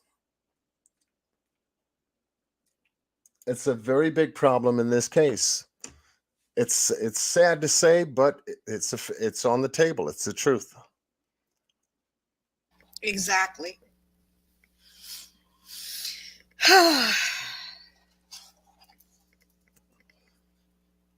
And it really needn't be at all, but it's something that we have to deal with concerning this particular case. Yeah, somebody I've spoken to that's from Arizona had told me there's a lot of racism there in Arizona. Yeah, they have what is it called? The sundown towns. Mm-hmm. Mm-hmm. I mean, and you could see after what David told you, or about the prejudice thing. You heard about that as well, right? Yes. They called him out of his name. Yes. Just because he's going to look for his son, and they want to sit there and call him out of his name because he's African American. They call him the N-word. Like, what is wrong with people nowadays? Everybody bleeds red. Everybody is God's child. You guys are literally treating people because of the color of their skin, not the blood that they bleed and not the heart that they have, but because of the color of their skin. That angers me a lot. It really angers me. Yeah.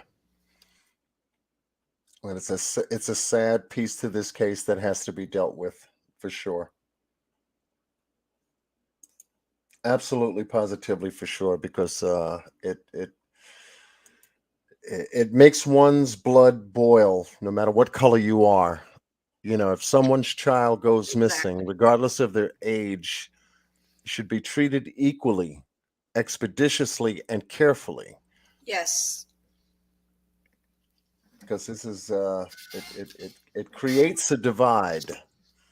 Yes. In and of itself, just to see something like that. Yes.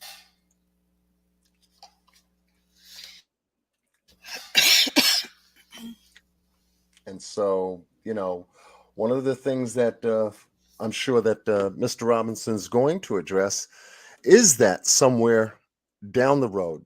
But for now, he needs to find Daniel. Yes.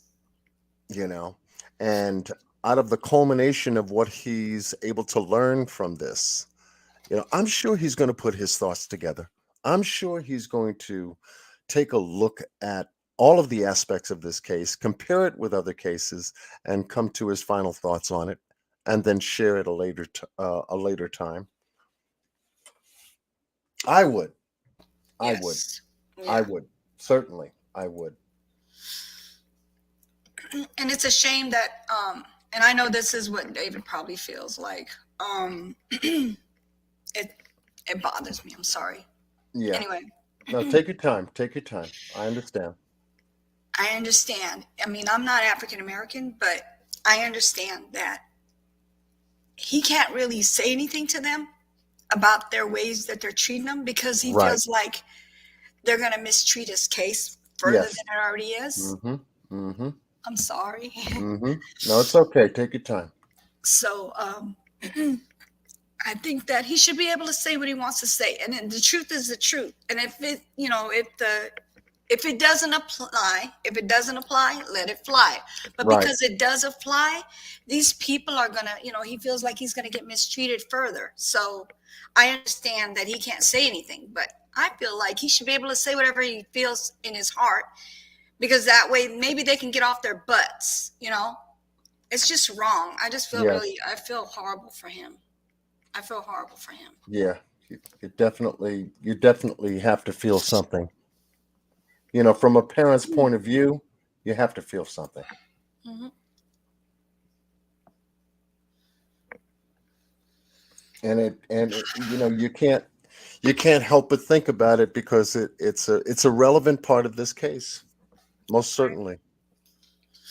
And then I feel like a lot of people should start thinking along the line of how would it feel if the shoe was on the other foot? Mm-hmm. If you have African Americans who don't want to help white people, how would you feel? Yeah. Wouldn't you feel the same way? Like, come on. I mean, like, people got to start getting hearts. They're so empty. They're so hard. Their hearts are so hard, and it's blocked with evilness. I just sorry. People just irritate me with that stuff. No, I thank you for expressing your true feelings about it, because it's something that needs to be expressed. It's something that needs to have a conversation, and not just that, but action. Things have to be made clear and done properly, and yet once again, it's sad to see that this type of situation has occurred in this case. Yeah. I guarantee you, had it been otherwise, Danny would have been found a long time ago. Right. Danny would have been found. Right. That's just my feeling about it. That's the reality of it. Yeah. Here, we're under the impression, as much as the information as we've covered, we're under the impression here's a guy had a car crash out here in the desert, took off all of his clothes in 90 to 95 degree heat, walking on hot terrain barefoot, who would have been able to survive at least 5 miles of that terrain. He would have been found already. Yeah, don't forget, he went to a monastery to become a monk. Because this is what they do now. They strip and then they go and they become a monk at the monastery. Yeah, that's right. That's right. That's what they do now. Yeah. Mm-hmm. Mm-hmm. That is what they do. Yeah.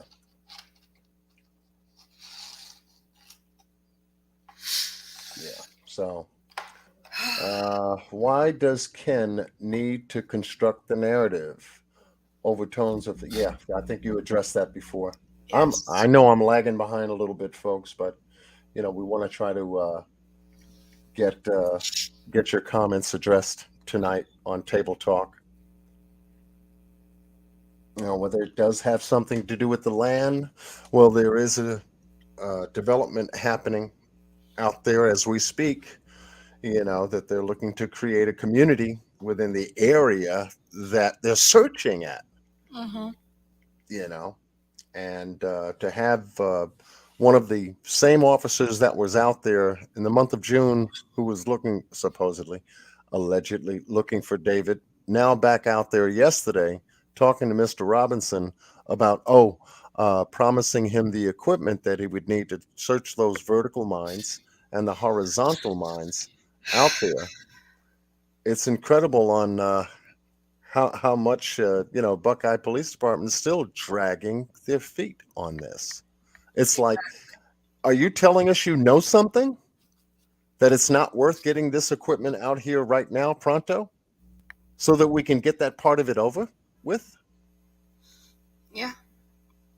It's a possibility that they have more information than they're trying to give up to David. Right. And it might be something that's going to turn the finger back at them, if you know what I mean. The Buckeye Police Department, we don't know.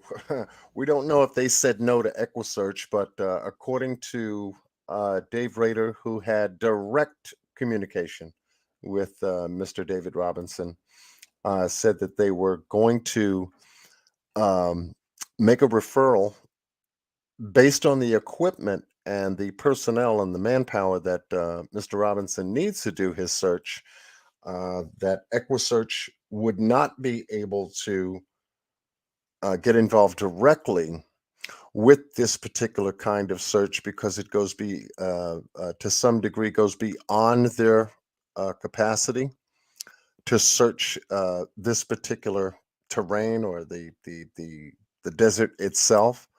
But they're going to be making a referral as to the equipment that David needs. And whether it be drones, or whether it be cameras that he's going to need to search those mines, whether there'll be the kind of drones that's going to have thermograph cameras on them. I think it's the FLIR, FILR technology that's able to actually penetrate the ground while they're flying and give you areas, both solid and those areas that are soft and that have been moved, whether someone, dug a hole or something like that, to where they will be able to identify certain ground pockets for movement, things of that nature. So, I mean, he's working on it. We've made the effort, and EquiSearch has been in contact with Mr. Robinson, and we got to say that's great. That's one prayer that has been answered. Just by Right. them answering him.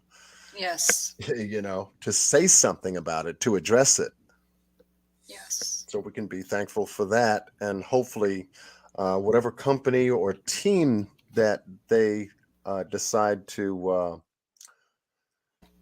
make the referral to, and that team joining and doing something, and that's going to take the assignment to help and assist, then that's going to be one powerful answer we got Yes. pertaining to search efforts.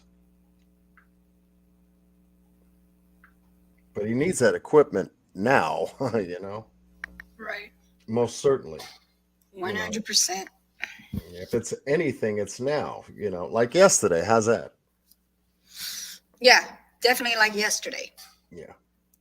Actually, more like almost 7 months ago.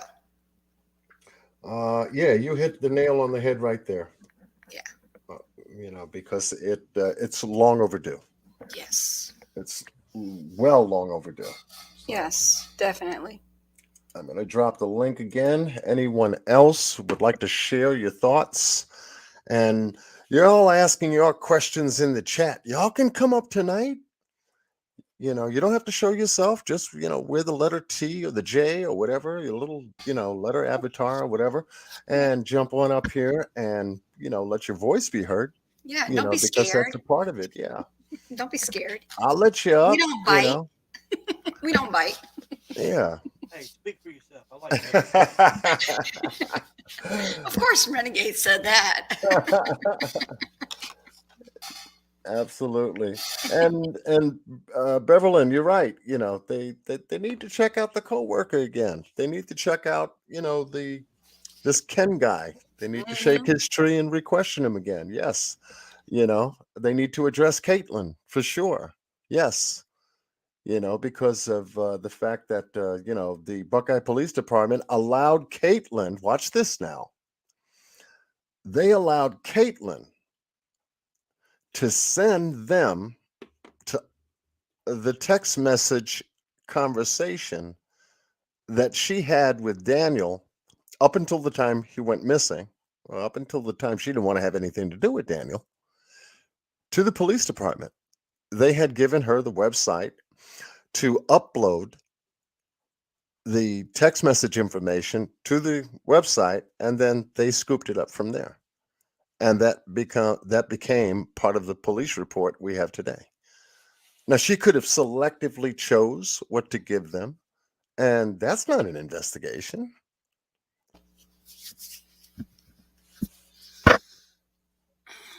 However, according to the police report, that's what was done. Mm-hmm. Yeah, that's right, Tanya. Daniel just didn't up and disappear. Hey, look, it's my last day on planet Earth, and I'm just gonna, just call it quits right here. Let me take off all my clothes. It's hot as hell in this desert, and hasta la vista. And that's Right. it. As if, right? As if. Yeah, that just reminds me of, what Candace Bly said about looking for Summer when she went down in the basement and couldn't find her. She was just gone. And that was it. And we're talking about a 5-year-old.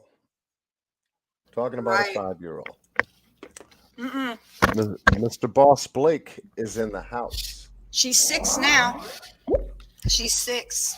And she's been missing 7 months and 1 day. Yeah. Absolutely. Mr. Boss Blake, how are you? Hello, Boss Blake. How are you? What's going on? Hey, boss man. What's going on? What's going on?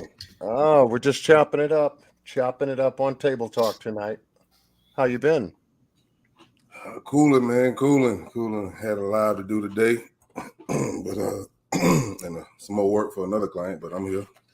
Oh, okay. All right. Yeah, I see that you're working behind the scenes and getting intros and outros going for other content creators. I'm loving Yeah. it. I'm loving man. it. I'm going to their channel, listening to your music on their intros, and I'm going, there it is. All right. Shake it down. That's what it's about. Yeah, no, that's great. That's great. I'm glad that folks appreciate, your work. I told you were a genius. I ain't gonna say all that now, but I think I'm pretty good. When it comes to putting it together. Awesome. I know. Awesome. Absolutely. Awesome. Yeah. So Yeah, I was actually at your live, but I couldn't pop up because I was taking care of something else. I don't know if you saw what I said in the chat. Something about I don't know. Did y'all have a meeting? Yep, having a meeting. yeah, we were definitely chopping it up in a private session, fine-tuning some information that had been received 45 minutes before the meeting went. So we had to zoom in and grab a hold of that information to see where it led. It led us somewhere. Believe me, that information took us somewhere, Yes. and it's given us a good plan of focus. Okay. Cool. A good plan of focus. So far, we're following the information just the way, or the evidence, should I say, just the way we're supposed to, and it is giving us a much better direction than the narrative that was expressed by the Buckeye Police Department in their police report. Yeah, those people. Most certainly. So, but Mr. Boss Blake, your thoughts on the case from what we've been able to cover? I know that you and I have spoken privately about certain thoughts you had in regards to how this all unfolded and everything. What are some of your thoughts about this case so far? Well, I mean, I think I was just talking about it. The race issue is definitely there. I definitely don't feel like they have any intentions on helping. When Mr. Robinson came up here and said that they gave him a few days to get the car towed, and they didn't even try to even do any type of forensics to it, I was like, that's crazy. Their intentions was, okay, get this shit up out of here. It's like they don't want to know. They don't want the people of Buckeye to know that there's crimes that's happening there. That's what it seemed like to me. They're either covering some shit up, because I truly feel like they know more than what they're putting out. Just like they keep putting out these different theories, and like you said earlier, you knew about the he becoming a monk. Where the fuck did that come from? Right. That's what I want to know. That just came out the blue. It's like, are y'all trying to create deflection so we can just like, okay, he's good, and y'all done something to him? Nah. Yeah, and what about them being able to find human remains, but the Buckeye police cannot find, but David and his volunteers are finding all kinds of human remains. That speaks volumes about Buckeye. Thank you. That speaks volumes. I mean, God, they remind me so much of the Kanika Jenkins case. It's like they're not even. Yeah, I was just about I to remember forget about that. And then with the PCP, what we talked about, like, you just gonna throw that in there? Okay, let's say somebody did put it on his weed. Okay, check the shit then. Why not just check it? Mm-hmm. Like, it's just crazy, man. It's frustrating. This case is very frustrating. Yes. Yeah, most certainly. And, you know, from the information that, you know, we covered in just this last live was able to at least give us a little bit more of an explanation as to, you know, the windshield, the glass, being that the airbags deployed in such a way that we found evidence that a high majority of the time when airbags deploy, they also have the tendency of shattering front windshield glass as well as the driver's side window if it's up. And What? so yeah. So you mean to tell me that the airbag is strong enough to bust a front windshield? Yeah. And it's based on a 1/20th of a second deployment. And that's almost like, you know, somebody hitting you with their fist. When it's coming with full power, because it's trying to stop you from making a hard impact on a hard surface. So it's got to have enough power to catch you and push you back at the same time. Now, we also have to remember, you know, Daniel's left-handed. Yeah. You see? So And so that airbag, the driver's side airbag, you know, could have, if he was in the vehicle, could have, upon impact, pushed him back in a way off balance, more to the left than back into the seat, because his left hand was on the steering wheel if he was driving at the time.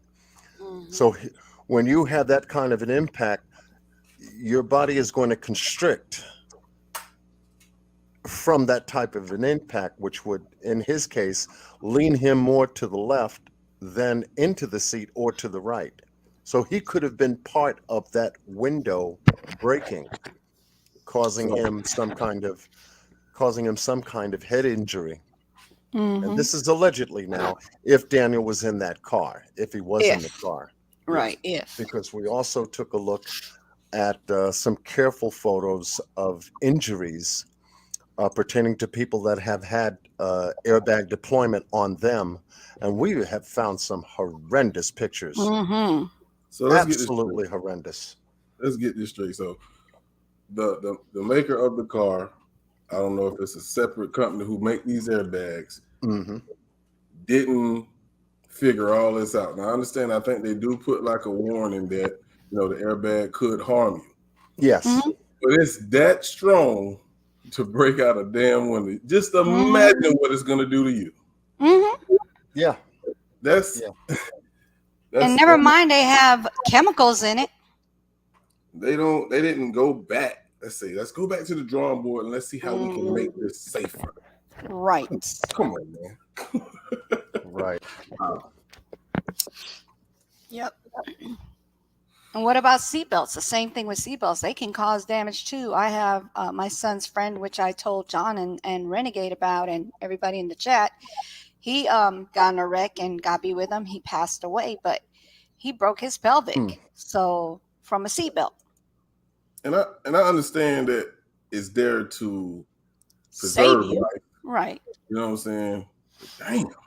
Mm-hmm. As long as you don't Yeah. die, take these bumps and bruises. I guess that's what they say. More than bump and bruises, but yeah. If you would have seen the pictures we seen, I mean, it was crazy. One lady had a pencil. We don't know how that happened, but she ended up with a pencil straight across, almost in her, close to her eye, between her eyes. I heard you say something about Catherine. What's the like? You said she disappeared. Where's she at? Who disappeared? You mean disappeared?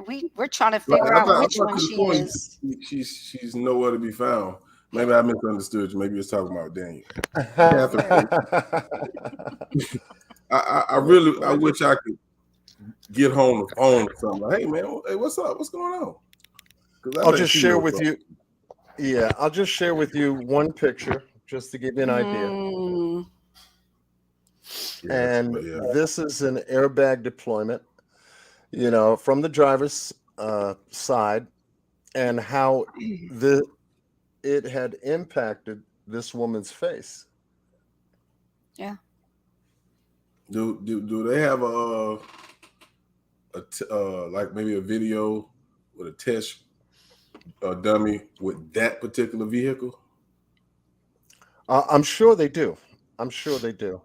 But I don't want to put too much emphasis on this particular part due to the sensitive nature of an open investigation. Yeah. You know, at this point, but you know, just to give people just the impression, you know, that you know, injuries can happen and what do they look like? You know, you can definitely Google it, and you can spend a little time just taking a look at what airbags do once they're deployed in cars that have crashes. It is absolutely horrendous as to what type of injuries people do suffer from something that's supposed to, you know, be a part of the safety equipment in the car. Yeah, and that's a 14-year-old right there. That's a 14-year-old right there you're looking at. 14 years old. Did you say an open investigation? Yes. Shit, me. People ain't doing shit. I don't want to get too. I don't want to get too gory here, but no, you good. Yeah. I'm just saying they're not doing shit. They're not doing nothing. They might say they doing something. They ain't doing shit. Yeah. I'm gonna leave that alone though. Yeah, but this is just to give you an idea. That's what I wanted to show, and it's also just to give our members, our audience, and subscribers just an idea. Because if you drive a vehicle and you've got safety equipment in there, seat belts, airbag on both sides, driver and passenger, you know, to be aware, just to be aware that these things can harm you during the times of any kind of an auto incident, especially a crash. You know, but just some of the pictures that we were able to look at was just, I mean, it breaks your heart, you know. And then you take that information and you go to this case and it's like, oh, wow, I wonder if Daniel, you know, might have, you know, experienced this kind of injury. He's out there by himself. There's nobody out there. You know, his phone is not working, or, you know, he can't see the phone because his eyes are messed up by the chemicals that got deployed in the air. But, you know, all kinds of things start running through your brain. You know? And so, you know, just to say that were the two airbags deployed in this case? Yes, because there's evidence of it. You know, could the airbags have assisted in some way, shape, or form of shattering the windshield? Yes, because there's evidence of it. You know, other glass fragments from one of the windshields in his car on the surface, on the ground near that vehicle after impact? Yes, it's there because there was a video that I showed in the last live of a gentleman who happens to have a YouTube channel, Hidden Arizona. And I put the link in the description, also in the description in this live tonight. And you'll be able to go and see what he did in his walkthrough of actually going to the work site that Daniel went to on June 23rd, the morning that he went missing, all the way to the crash site where the vehicle was eventually found by a rancher Mm-hmm. that was doing what was told to Mr. David Robinson as cattle tracking. So for him to have found that vehicle on ground, and this is my pet peeve to it, for him to have found that vehicle on ground more than 300 feet away from where that vehicle was found versus the police's two air searches that were done on two separate days. Matter of fact, there was 3 air searches because the one after July 9th that took place by the Civil Air Patrol, they came back the next day for 4 hours just to do a double check and research that area. So we got 3 air searches that produced nothing, but a guy on the ground riding in his vehicle found Daniel's vehicle. And that is a big herring in this whole case to me. It's a big red flag. Not so much a herring, but a big red flag in this case. And he found it at ground level, whereas other people were up in the air and they didn't see it up until it was pointed out to them by a rancher. So, question, John: when Yes. an airbag deploys from the chemicals, wouldn't they be dirty? Like have like some kind of smudging of something? Those things are like clean. There's like no blood, no nothing on them. Yeah. I mean, Makes no sense. you know, it would be wise for David to take the clothes that were found at the site to have Mhm. them tested for chemical tracings of airbag deployment. Mm-hmm. You know, if you have hydrogen, uh, what is the sodium hydrogen and hydrogen azide? Side. Mm-hmm. Yeah, that are 2 chemical agents uh, that are a part of the airbag deployment and the mechanism. Then yeah, he should have those clothes checked for it. If it's on the clothes, then it kind of tells us that Daniel was in the vehicle. If they're not on the clothes, hence Mm-hmm. a different story. He wasn't in the car. Right. That's what it hints to. Right. Wow. Yeah. So we're just, just chugging away at looking at all of the different pieces persisting of the case, because each piece will tell us something, and we're going over it step by step. We're taking our time with this crash site. We're taking our time as to the timeline that was given, Right. according to Buckeye Police Department, because their website, buckeye.gov, the investigation and their timeline is almost, it's there according to what they've been able to do. Right. And it's just something as a guide for now. But a lot of this is still left open because they can't account for 4 hours after Daniel went missing from Ken at the work site until the time that the car registered a crash at 1 p.m.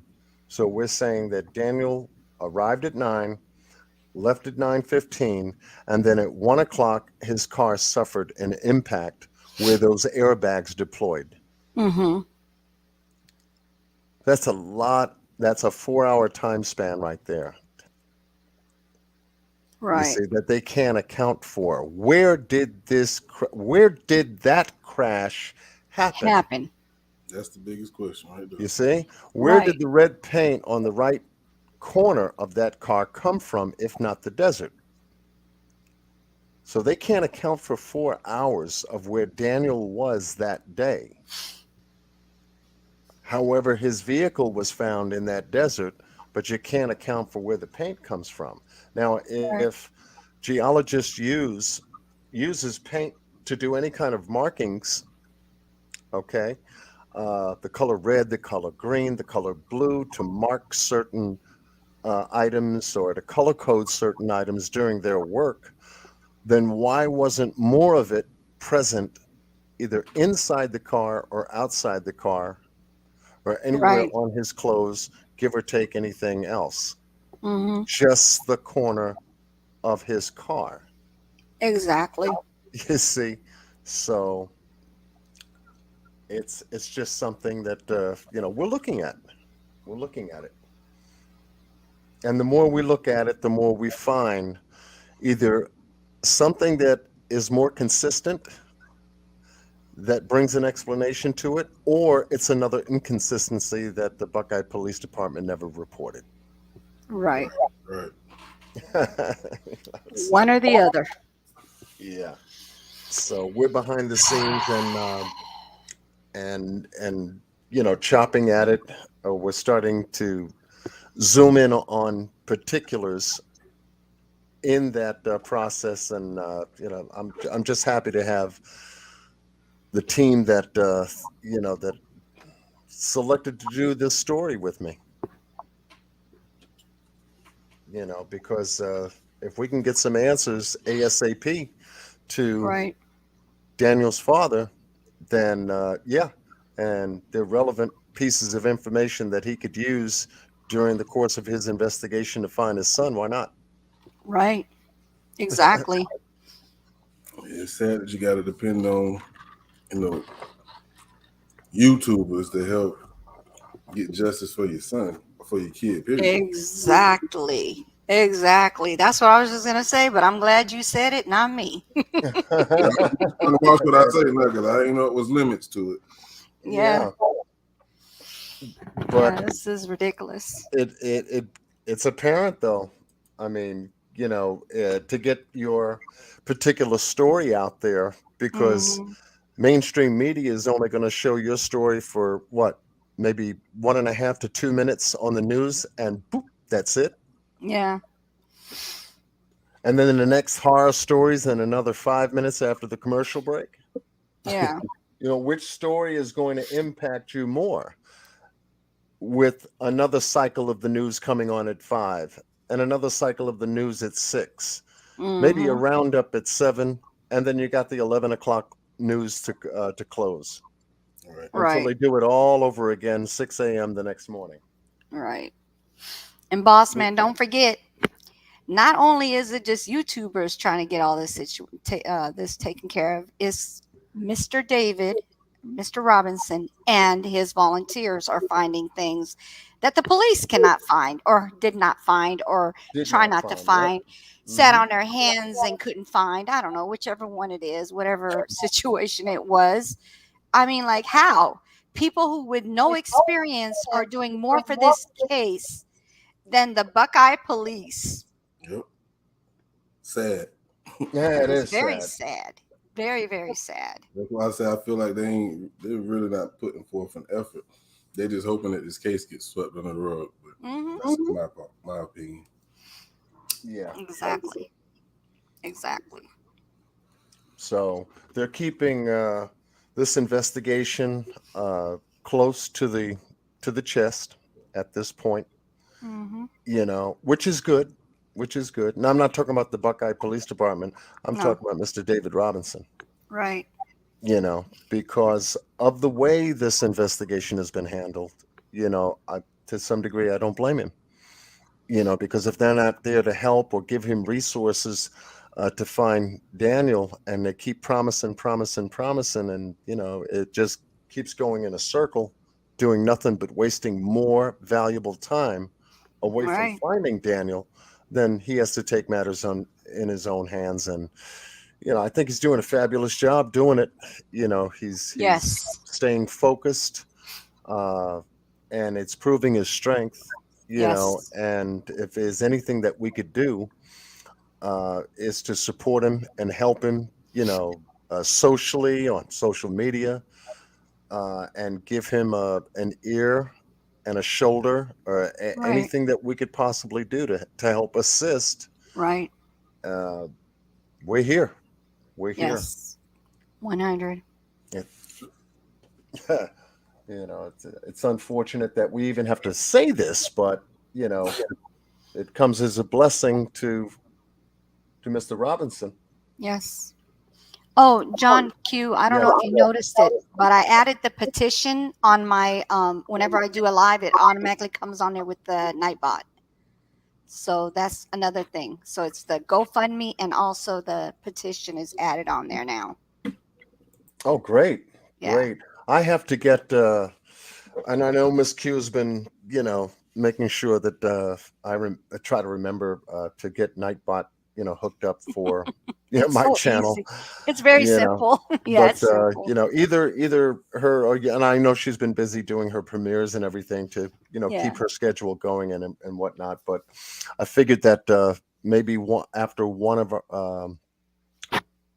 the times that I'm available, you can perhaps I sure can. walk I me sure through it, can. get it up Yes, in sir. there, and I'll set the timer, and Yes, hopefully the sir. Nightbot doesn't bug people too much.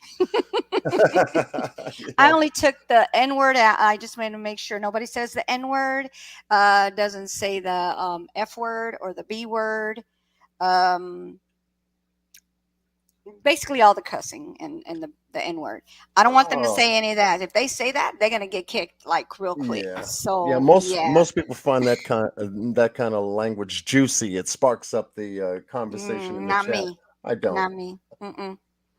I don't like drama, and I don't like, that's, to me, that's a dirty word. So a Yeah. bad word. Yeah, Curse the word. drama, there's plenty of it out there on other channels. They can have it.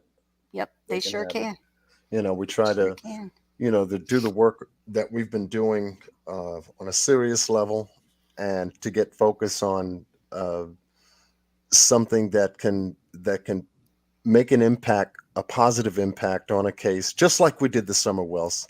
Mhm. By doing the marathon, that made a Yes. positive outcome happen on the reward fund.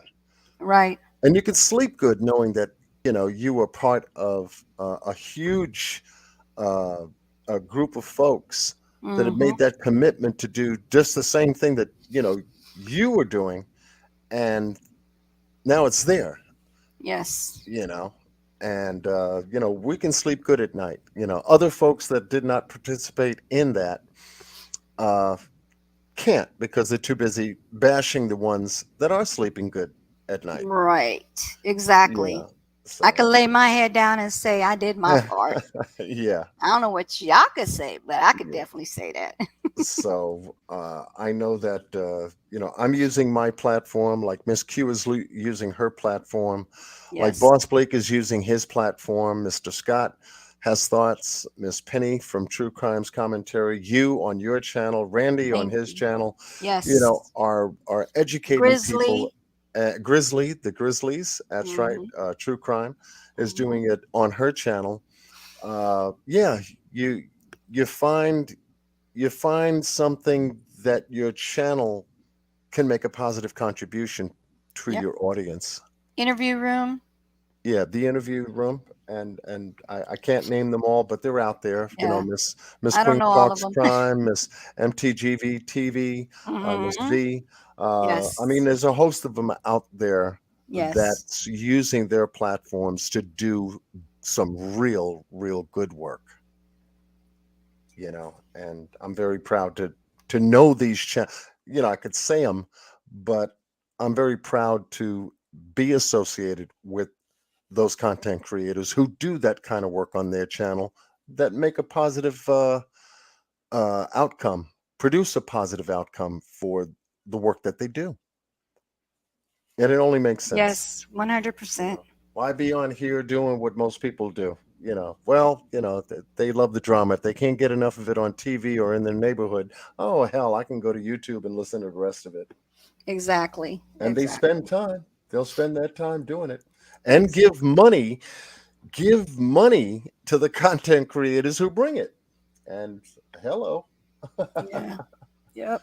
So It's a shame people like drama more than they like, the truth and how we're trying to do things the right way, not with the drama. And that's what I don't know why it is, but a lot of people like drama, and I don't know how to explain that. yeah, yeah. Well, I mean, if, like I said, if it's not on TV and TV is boring, with too many commercials, and you forget what you were looking at 5 minutes after you started because you had 10 commercials hit you in the face and said, what was I looking at again? They don't have Exactly. that kind of interruption on YouTube because it's just right out there, all in your face, Yeah. nonstop. Yes. You know, Exactly. absolutely. So uh, I'm guessing someone forced him to strip and leave his personal items behind for good reason. Number two, further to demean him and make it less likely to survive. 12-step woman. Yeah, Mm-hmm. yeah. And once again, you know, Daniel could have came across someone, which I believe, Mm-hmm. and from coming across that person, or maybe even persons, there may have been or might have been some kind of a confrontation, and Right. it might have sparked because of a collision. Right. That could be one element of it, or one's attitude, perhaps towards a black African American, being at the wrong place at the wrong time. Right. That could have be a possibility. Right. And I You wonder know, how many people saw that the thing that he was doing. I'm sorry, what is it called? When it said about the police thing, what he was wearing on his shirt, the sign, oh, brutality, to from the stop police protest, brutality. right? Yeah. Yeah, I wonder how many people seen that. yeah, and that's on the website. That is on the Mm-hmm. website, and you'll see two pictures of Daniel at a protest. Mm-hmm. You know, and who's to say, with the police being out there during that time, who's to say he wasn't profiled? Right. I mean, I Possibly. did see one person looking straight at him from the background, like everybody else was facing one way, and there was this one guy looking right at him, looking at Daniel. Yes. So, And yes, MJ, does Flight Radar keep their data to check past dates? It is a requirement. Any aircraft, whether commercial or non-commercial, that hmm hits the air, that does any kind of flight recording whatsoever, they are by law, they have to keep those records available in the event they need to be accessed by law enforcement for any reason whatsoever. So yeah, they should be, and this is where the clouds come in to hmm capture uh, data that's lost on the hardware devices that we use. So Hmm. yeah, we were just talking about the Google account that earlier that should be accessed, and I'm sure, and David brought it up too, um, that will be accessed, to learn more about Daniel's telephone, his cell phone, because of the missing SIM card. So that's That, going to be an aspect of it that, is going to fill in some gaps and some pieces as to who was in contact with him, who tried to make contact with him after he went missing, both texts and phone calls. right. So that'll be good information that may even change the narrative. they don't want the narrative changed. Have Hmm. they So I know what you talked about officers. Is that dead in the water? That guy?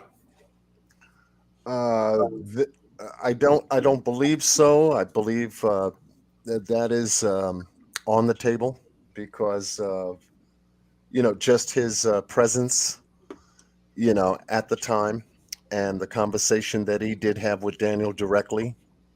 That's got to be addressed. I'm sure, and the way David spoke to me, yeah, it will be addressed because it's of concern. So there's some aspects to this that will remain on the table until answers are given, to certain things that had occurred during the course of this event, as well as people's attitudes. Right. Because Right. all that's going to cover a good portion of the underlying truth, Mm-hmm. that needs to be found out about it. If Daniel was in the wrong place at the wrong time around the wrong people and the wrong thing happened, that's going to pop out, Yeah. just like it did for Kanika Jenkins, Mm-hmm. you know. And the boil down to that is that yeah, we know that she was around some real messed up people, you know. Oh, you Yeah. need to check out Jackie Dragon video too, man. It's crazy. What happened? Jackie Dragon video. Yeah, he just cut one today, didn't he? Yes, it's gonna blow your mind. It's gonna blow. Okay. Are you still back there in that kitchen or what? No, this one right here is. You just gotta watch it, man. You just gotta watch it. Okay. It's about the footage, period.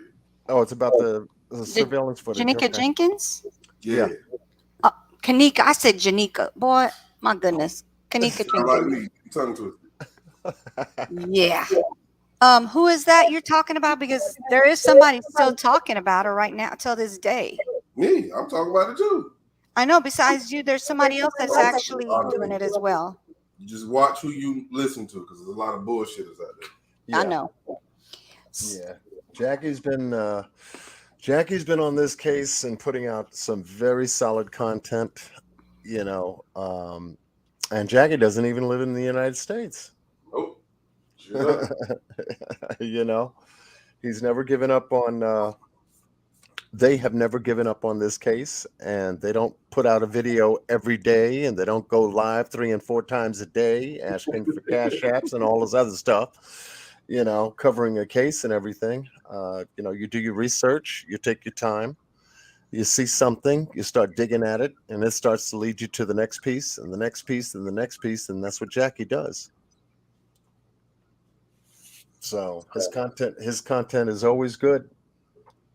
I can't find it. Yeah. What is it, Jackie? What? Give me 1 second. I'll drop. Yeah, All right, thank you. We'll drop Jackie's link. Hopefully, we can drop Jackie's link in the chat room. So I talk to Thank Jackie. you. I talk to Jackie every day. Okay. Yeah, he cool. He cool. Yeah. Okay, that's good. That's good, and I'm sure that you could spend hours and hours just having a conversation with Jackie Dragon about the Kanika Jenkins case, because they were able to cover so much of it on their channel. I know. I followed that a long time until that one person was killed. You know who I'm talking about, right, boss man? One person. Start with a Z. Zach TV. Yeah. Yeah, they had they did do an analysis and diagnostic of the crash report from the vehicle. They checked the GPS system, as best as they could, and extracted the data from it that gave them the information about the 40, well over 40 ignition starts that occurred on that vehicle, on Daniel's Jeep. Also the additional 11 miles that was registered on his Jeep after the airbags had deployed. So all of that information has been captured from the crash report. There's a lot more on the crash report that we still need to learn, because I would like to find out the time of the ignition cycles, because Right. they had to have happened after the first crash that deployed the bags that would have allowed us to find out the time that car tried to start again. Right. So that's going to give us something in the timeline as well. And that most certainly will tell us possible location as to where that car was during that time. Mm-hmm. You see? Because to me, I don't believe the first crash happened where Daniel was working. No. I did have a theory about it. If the airbags deployed while he was trying to get out of there looking for the highway Right. and couldn't find it, and made the right turn rather than the left turn to go back to Sun Valley Parkway to get on the real highway, and he had to take the dirt road, he could have hit a bump, he could have hit a pothole, he could have hit some all kinds of stuff in that terrain, just like we saw in the video in my last live on how that gentleman was covering that terrain and how bumpy and just sheer turbulence all the way to get from one specific location where the well site was all the way south to where Daniel's car was found. I mean, you should see the terrain and what had to be covered. And so could a pothole or something as simple as a street curb trigger airbag deployment? Answer, yes. Right. And if it did happen like that, and those airbags did deploy, and that driver's seat airbag did knock Daniel out, for any given length of time, you have an unmanned vehicle still in motion. And Right. that could have led him somewhere in the desert, just in motion, until he got to the ravine. And that's just one aspect I was thinking about. However, we still need to put Daniel in that car because he wasn't in his clothes. Mm-hmm. So the only thing that's going to prove to me that Daniel was in the car is the chemicals found on the clothes. And this is a critical part that I'm looking for. And that's why the examination of those clothes has to be done in order to find out whether those chemicals are on his clothes. Then that would put Daniel in that car. Right. And either at that location or someplace else. That's all about forensics. That's what they should. Yeah. You feel what I'm saying? They can just check right then and there. I have a question. So the airbags are also included in the black box where you could find out information on what's going on with the car as things happen? Yeah, what time the airbags deployed, what time the Okay. crash took place. They should be in sync with each other, because if Okay. you get into a crash that happened at 1 o'clock, at 1 p.m., let's just say, Mm-hmm. then the airbags deploy 1/20th of a second. They should be synonymous. They should be neck and neck right on top of each other. Here's the crash. Here's the deployment of the airbags. Is that not information that the guy who gave us the information in the first place, he did not tell anyone that? No, that he did. He was able to determine that and share that with Mr. Robinson. I'm talking about the And- time. Oh, the time? No. Yeah. Yeah, no, because he did say I'm the 1 o'clock. He did say at around 1 o'clock the airbags did deploy. okay. So I have I have a scenario here. You know me with my scenarios. Yeah. Okay. How about he gets into a wreck with someone? It's not a bad enough wreck to deploy the bags, but they went and deployed the bags just so that way when they tossed it into the ravine, it looks like a really bad accident happened. That's What a do lot you of work. think? That's a lot of work. Yeah, but for them to cover up things the way they're covering things up, I don't know. I don't know if they consider that a lot of work to cover whoever they're covering for, but somebody's getting covered for a reason. There's a reason why they're getting covered. Something's going on. Yeah. Something Well, goes on. well, one thing for certain, they are still digging at that information because it is a very telling piece of information that's Hmm. a key part to what they're trying to determine. Yeah. Because of a lot of it is just from the police report, but you've got to physically do this kind of Yourself. manual investigation yourself, right? Yes. Yes. Yeah, yeah. That's because So they're not doing anything. They're sitting on their hands. So somebody has to do it. And boy, it ends up being the father of the child who should be looking for his son other ways other than doing their job, like to make it easier for him. But they're not making it easier for him. They're making it harder for him, making him do all the work, sit on their butts and put their hands on under their butts and sit on them. That's all I could see. yeah, um, Penn 10 Tennessee says, was GPS tracking removed? And I would have to say, could you clarify that a little bit when you say removed? Did they extract it? Were they able to get it? As far as getting the information from the crash report, that they do have. If that's what you mean.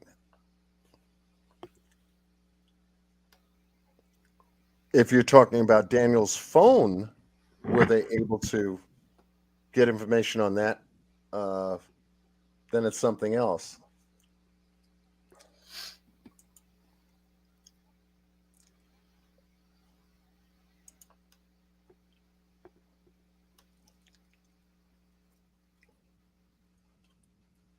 Okay. So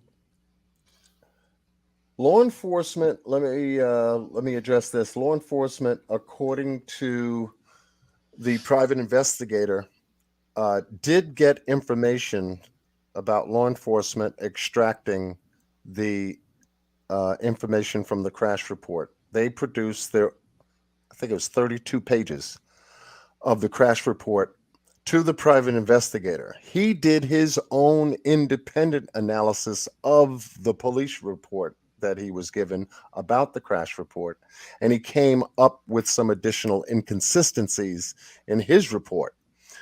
The 11 additional miles, the 46 ignition cycles versus their 40 ignition cycles, and a number of other inconsistencies. So that information is definitely on the table Mhm. with Mr. Robinson right now. So they did get the information according to Mr. Robinson.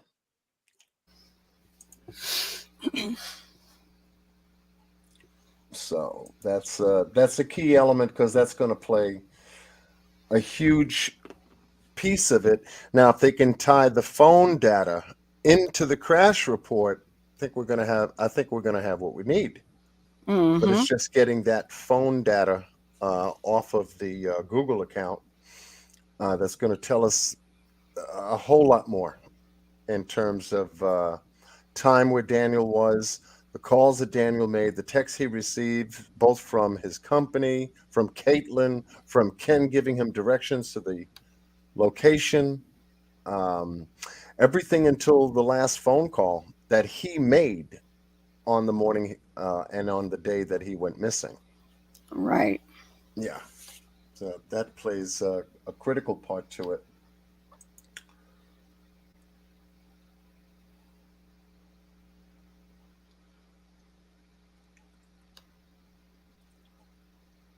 Okay. Okay. Anna seems to be doing pretty good in the chat room answering certain questions. So Anna, I'm going to leave you to have your conversation. I'm going to leave you to you're doing a good job. You're doing a good job. I haven't seen you make too much of anything far fetched because you've been tracking the case quite closely, and we appreciate that. You know, Mhm. because your observations are just as important as ours. You Right. know, so And by Right. no way, shape, or form, we're sitting up here as educated, in law enforcement or private investigations. We're just putting our common sense together to take a look at something that occurred and putting our own common sense, Mm-hmm. into it to say, that ain't true. That don't look right. You know, that sounds funny. Mm-hmm. Everybody's inputs are important. Yes.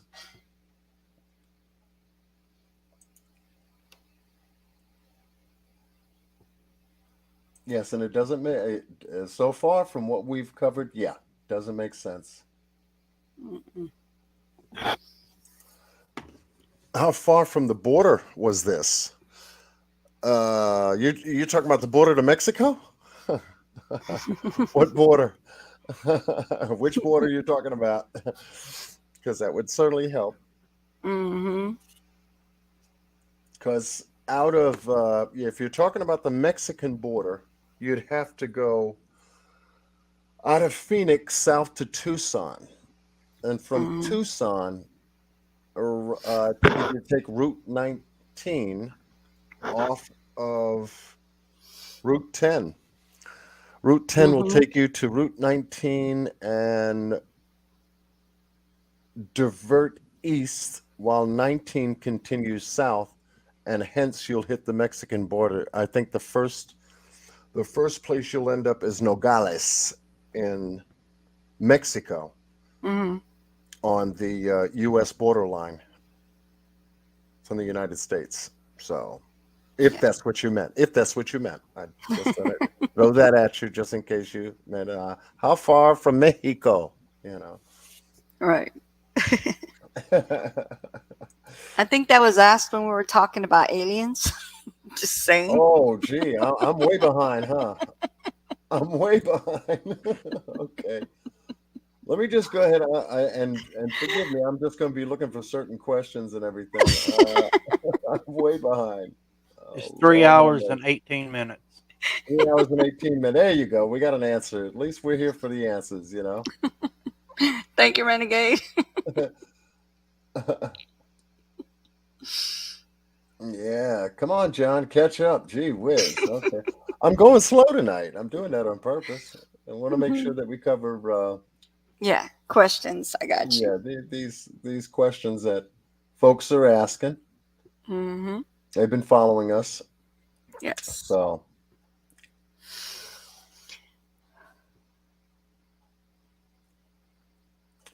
okay. And we're just getting through them a little bit at a time. Mm-hmm. A little bit at a time. I wonder if the gear shift was in drive. Answer is yes. As to as that's what it would have to be in to load it onto the tow truck and then dump it there. Yeah. Yeah. Wow. Answer the first part of the question. Yeah. The the gear shift was stated that it was in drive. Mm-hmm.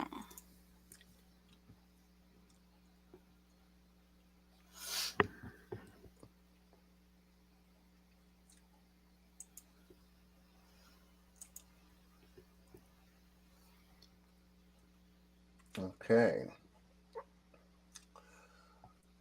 All right. But I appreciate everyone, at least chiming in. I had dropped the link. I'm going to drop it one more time.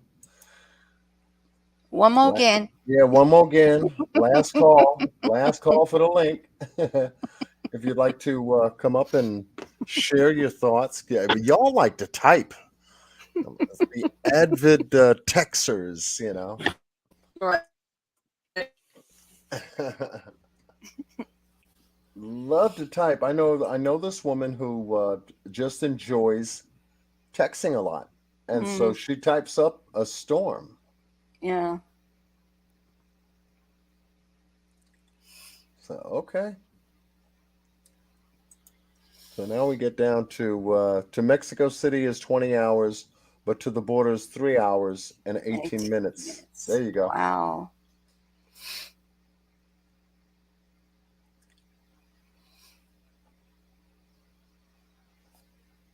Yeah, and then we have have this one that says 12-step woman says, if only 3.5 hours, renegade. That's not a good thing. Mm-mm.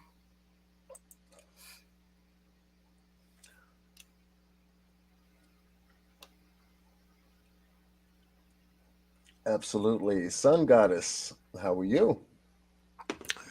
Yeah, so we're hammering away at this tonight on Table Talk. We're hammering away at the Daniel Robinson case. Mhm. 25-year-old that went missing out of Buckeye, Arizona, going to work, stayed 15 minutes, allegedly, and then disappeared, not to be seen by no one.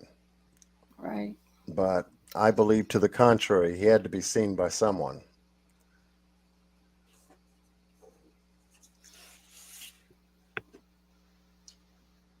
Most certainly.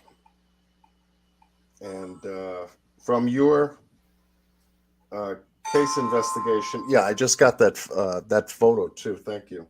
And Oh, you're welcome. yeah, that's a good shot too. Let me see if I can grab that and share it with the group as a final picture that we can share. I know it's been pretty good for me. If you notice tonight, I've gotten comments on the screen and everything. I don't have to deal with Mhm. multiple windows being open and a whole lot of extra stuff that I would normally be involved with pertaining to the live. Oh, you sent it via text. Okay. Yeah. You want me to send it to the email?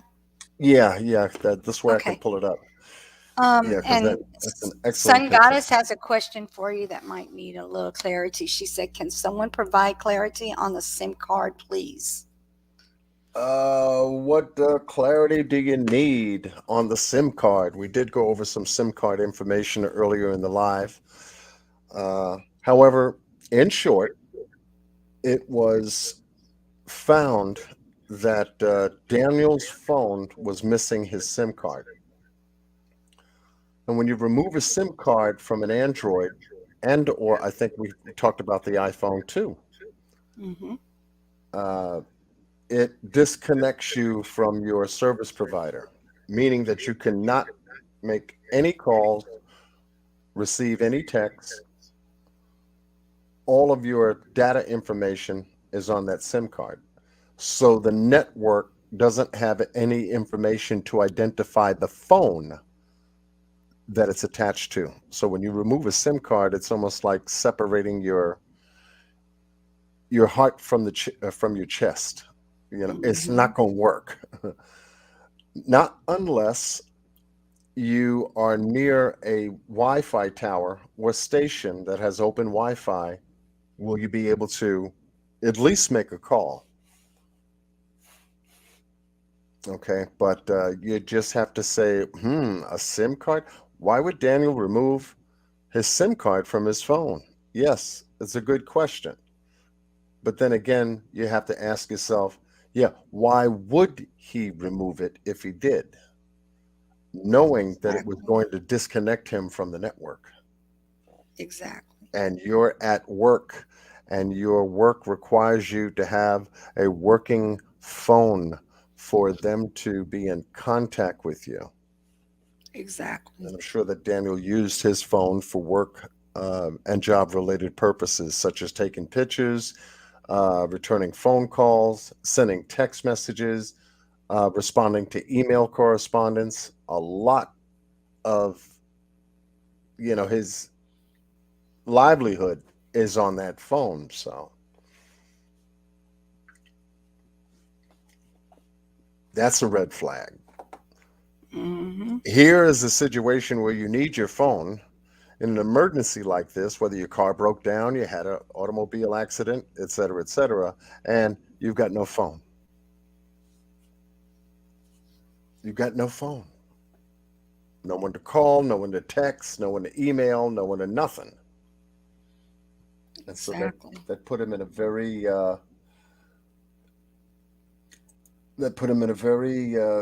compromising situation. Yeah, of course he wouldn't remove it. It would give him no reason to. Exactly. Yes, Tanya. I got you. You got 3 grand. Okay, okay. I got you. I had that background noise at one time. I had that background noise, most certainly. Yeah, that is a huge red flag. Huge. Samsung Galaxy 10, S10. Could Daniel be in jail or in prison? Arizona prisons are privatized and moneymakers. Mm. Well, I'm sure that there and a number of other places, you know, are on the list to check. You know, I even stated on my previous lives that the Maricopa County Medical Examiner's Office needs to be checked as well for any John Does that may have come into that they may have received in the full month of June. I always go from the first all the way through. Make sure you cover your bases. The full month of July and the full month of August to see if they had received any unidentified missing persons that showed up there. And in this case, we are talking about a black African American male, 25 years of age,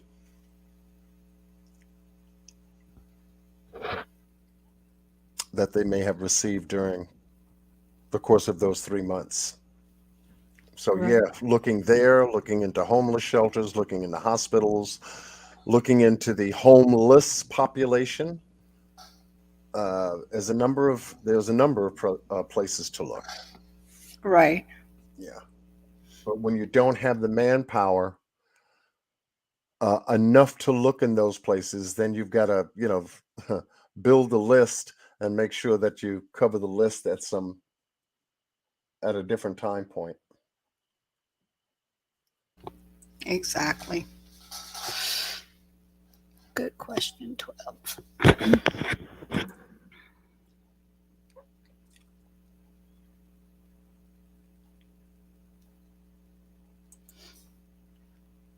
Can cell phones call 911 without SIM? I don't believe so. Not unless, once again, Actually, that's all you can do is call 911. yeah, that's what you can. But then again, we don't have a 911 call registered from that phone. Exactly. Because whatever was happening, it possibly, you know, allegedly it's not him. To me, it's not him. I'm just saying. Hmm. I don't think it was him. I think somebody else had his phone Yeah, and want to longer check. than those days. I mean, literally, not even on just the 23rd. I think somebody else had his phone this whole time from the Yeah, 23rd on. because Hmm. if if we have someone requesting Daniel remove his all of his clothes and his shoes and everything Hmm. else like that, you Hmm. know, I'm sure that they took command of his phone and Hmm. made sure that that's what they were able to get from him, and most likely taking that SIM card out of there, knowing that he wasn't going to be making any phone calls. Yeah. So we're still putting the pieces together. We haven't really come to a confirmed determination about that, but we're looking at all the possibilities. Right. So here, I'm going to take a second to show you the picture that we were talking about, Daniel being at the protest.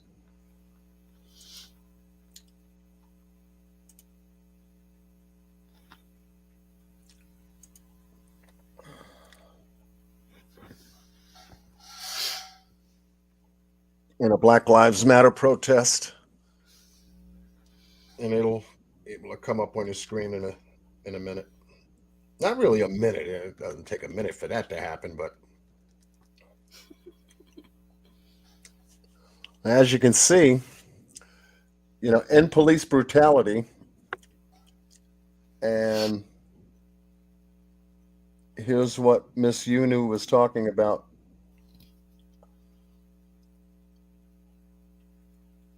Law enforcement in the background. Mm-hmm. And it's a crazy picture too, Mm-hmm. because everybody is faced opposite Daniel, Mm-hmm. while he's faced opposite them, to where someone was taking a picture of him capturing police personnel looking in Right. that direction. Mm-hmm. What do you think of that picture, John? That's interesting. We Mm-hmm. don't know if there's any profiling going on here. But one thing for certain is that this police officer that's standing in the background is most certainly giving this particular direction, Daniel, who happens to be in that direction, some attention in this picture.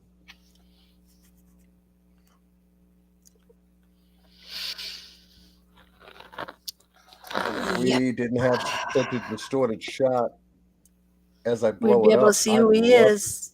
I'd love to see who he Mm-hmm. is, and then be able to Mm. match him up to somebody. Who knows? I may have to go back over Gisella's footage to see If I'm not who tripping, he's did. blonde. He looks Yeah, blonde. yeah. Maybe he showed up on search footage from yesterday that Gisella and David Robinson had created for her channel yesterday. She did cover the search that David was doing yesterday. Okay. At least about a half hour, give or take. She Mm-hmm. did a video, snippets of the search and the different locations, areas, and stuff like that.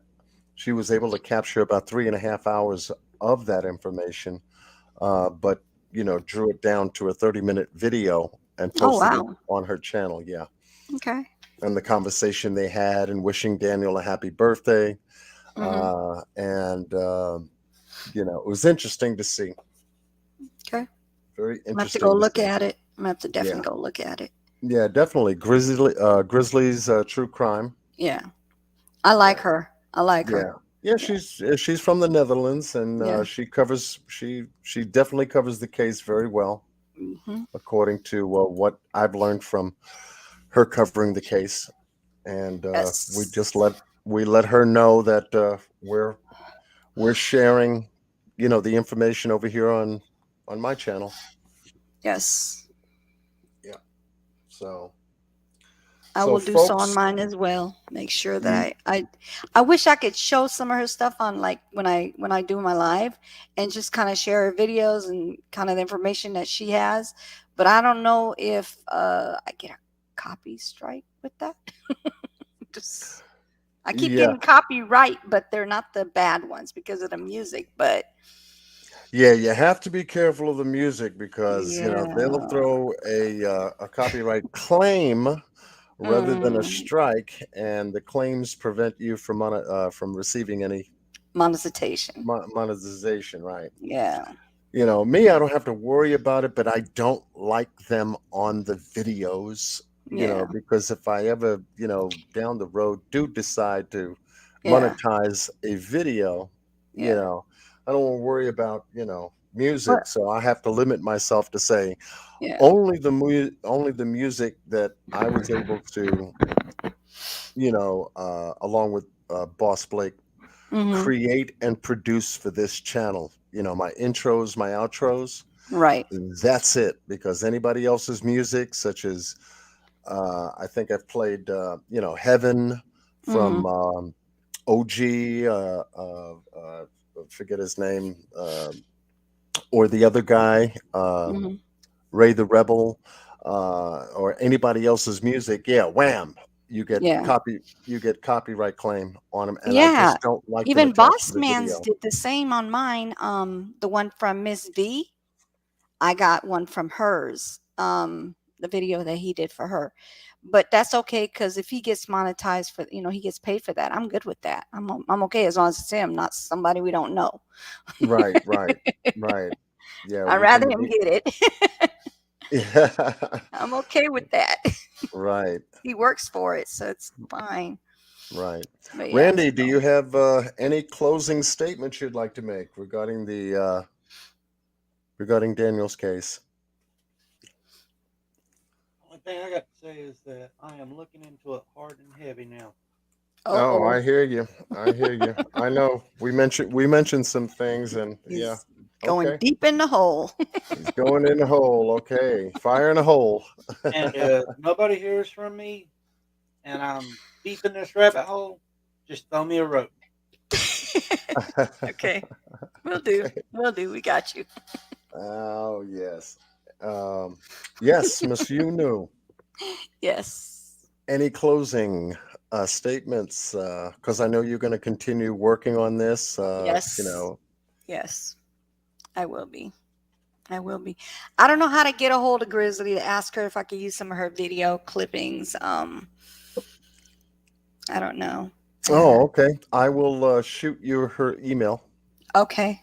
and make Appreciate sure you that. have it. And this way you can talk with her about. I'm sure she wouldn't have a problem, but you know, um, asking for her consent, yes, it's the best Yeah. thing. Because Yes. she did share one of the picture covers with me that Mm-hmm.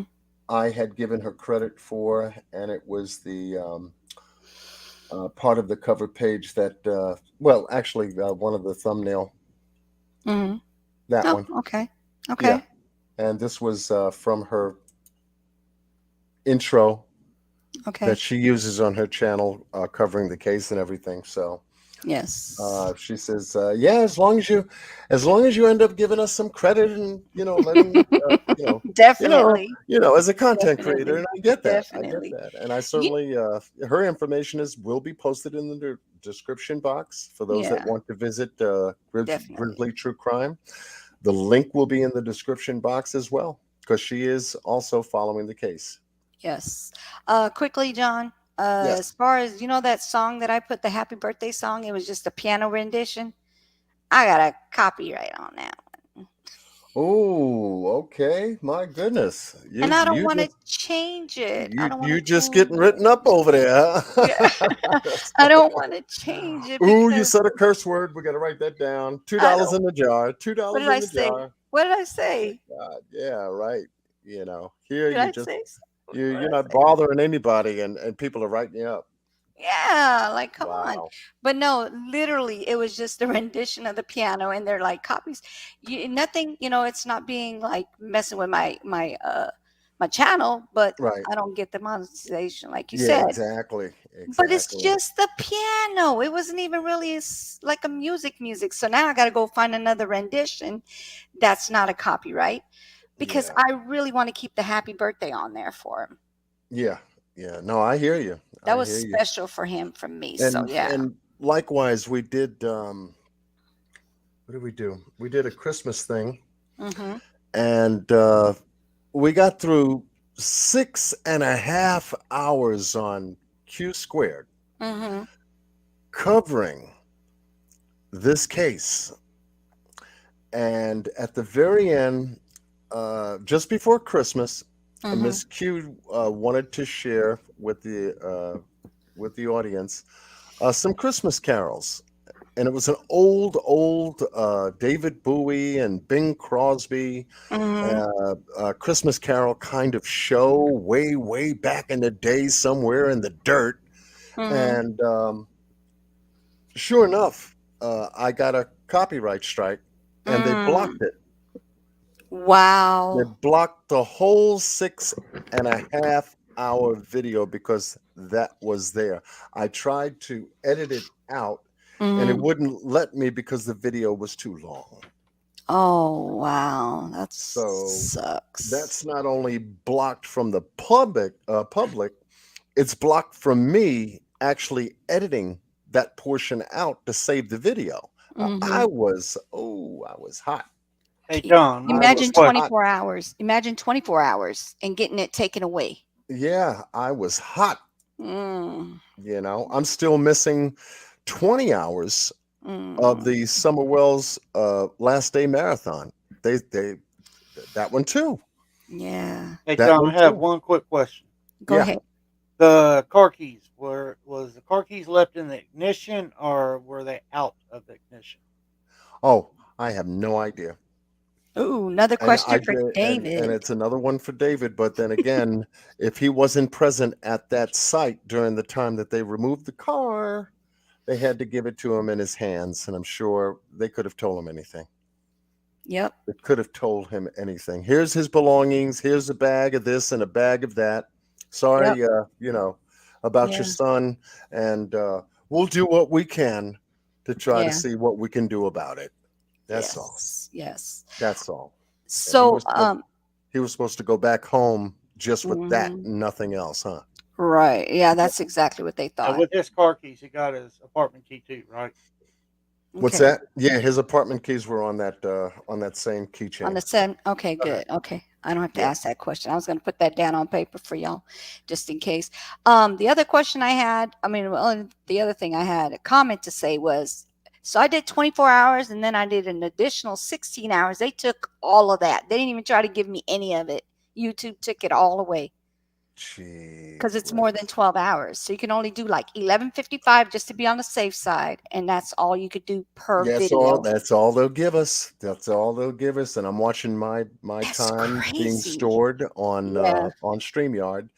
Yeah. And if I have to free up some recording space, that's what I have to do in order to keep new space available to do the lives that I do as well. Yeah. Yeah. Yep. That's So crazy. absolutely. Crazy.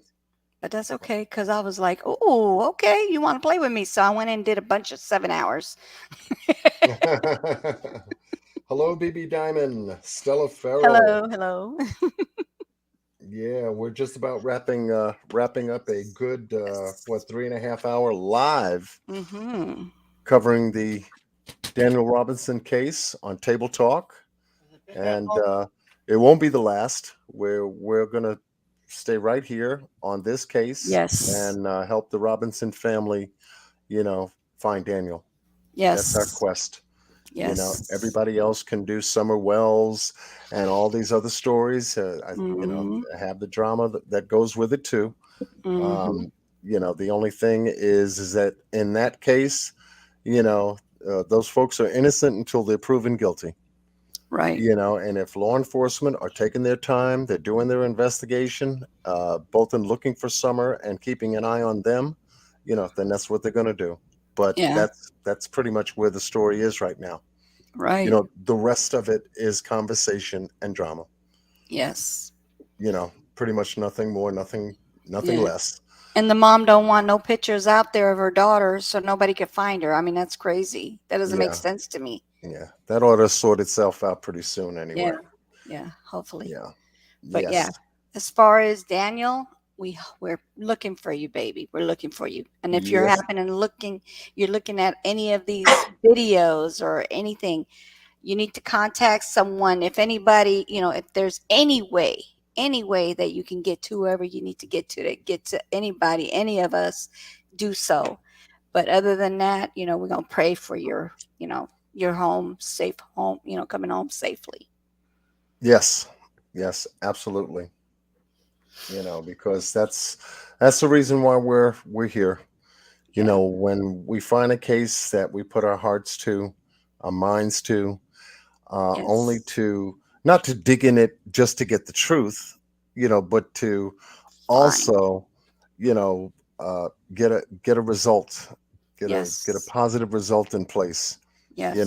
That's why I asked on the last live, content creators as well as those that are coming up behind us, post, please help find Daniel.com, Mm-hmm. to share that petition, sign the petition, then Yes. share it. The more Yes. names we can get on that petition, the more we can use that petition to get the FBI involved, because that's what it's Yes. aimed at, getting them involved and putting some kind of oversight on Yes. the Buckeye Police Department, Yes. conducting their investigation on this case. Yes, definitely. Can you show them the last, or are you able to pull up how many people's already on the petition before we go? I didn't actually have a tab open. Let me see if I can find. Would you like to share? I can find it. Let's see if I can open it up. Find out where the action is. And all of you all that came by to support tonight's live, thank you so much. Much love to Yes, all of you. thank you. You've been very following much. us, following this case and tearing it apart, because we'll get to the guts of it. Mm-hmm. Trust us. We will We're in get the to the back. guts of it. We're in the So, back. We're working hard, hours after hours after hours. We're working hard, guys. We're working hard. okay. Let's see. Get it up here and share the petition for Daniel.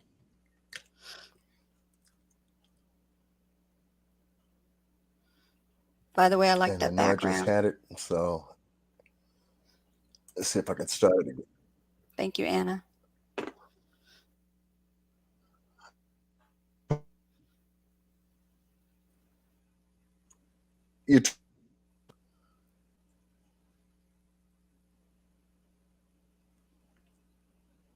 I like my pool table too.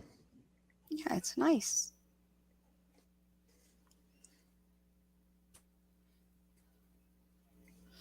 They're asking, is there anything about Jelani Day that you know?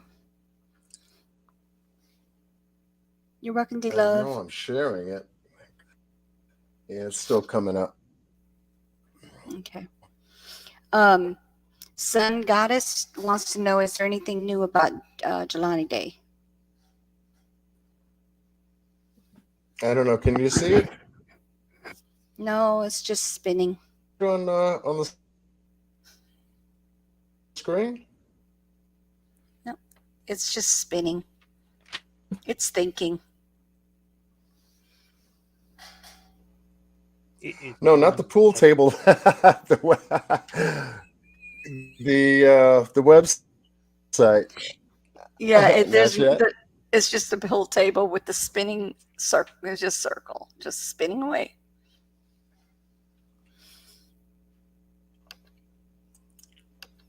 Let me come back here for a second. Let me see what you're looking at, because now I'm starting to drag a little bit. Close that. Yeah, it's buffering. Yeah. Okay, There it goes. Let me see I if I can see. get it up again. Okay. 0 sign. What? That is definitely not it. You guys don't look at that. Uh-oh. He fell off. Hey, Renegade. I guess this is our show now, ain't it? You're right. Till he gets back on. We're gonna take this at least another couple of hours, but don't tell him that. We're taking it captive. Thank you, guys. We appreciate all the compliments you're giving us. We are definitely doing our best to try to get this case situated and resolved. He's back. Can't take it for long. I knew Couldn't take it for long. We couldn't take it for hostage for long. It was a hostile takeover or unhostile takeover. What happened? You fell off. Well, it was like, okay, what the hell? I'm only trying to pull the page up. I told you knew. I said we're going to take this over, and we're going to go at least a couple more hours. Serious. Oh my goodness! Oh, that's a good moment. Good moment right there. It's amazing. Right, My right. computer hadn't crashed yet. I've got like 9. Million videos and pictures. No, I got 9 tabs open right now. Oh wow. It's something else, man. I'm telling you. Did you send a shock wave over here? I might have. Oh my goodness. It was either me or it was But Buckeye Police, one of the two. And my vote goes for Buckeye. Okay. I You want to blame them. share? I can get it up real quick because I have a gaming system that will grab anything and everything. yes, okay. Okay. There you go. Teamwork makes the dream work. That's right. Okay, so I'm let's over see. here. I got my blocker on. All right. You got your blocker on. Put your seatbelts on. All right. See if we can hold get on. it up We can share this way. this one. And then you can check it for All us. right. Here you go. Share. There we go. 103,024 signed. Let's get this 150, guys. Come on, let's move it. Move it, Wow. move it. Move it, move it, move it. There you go.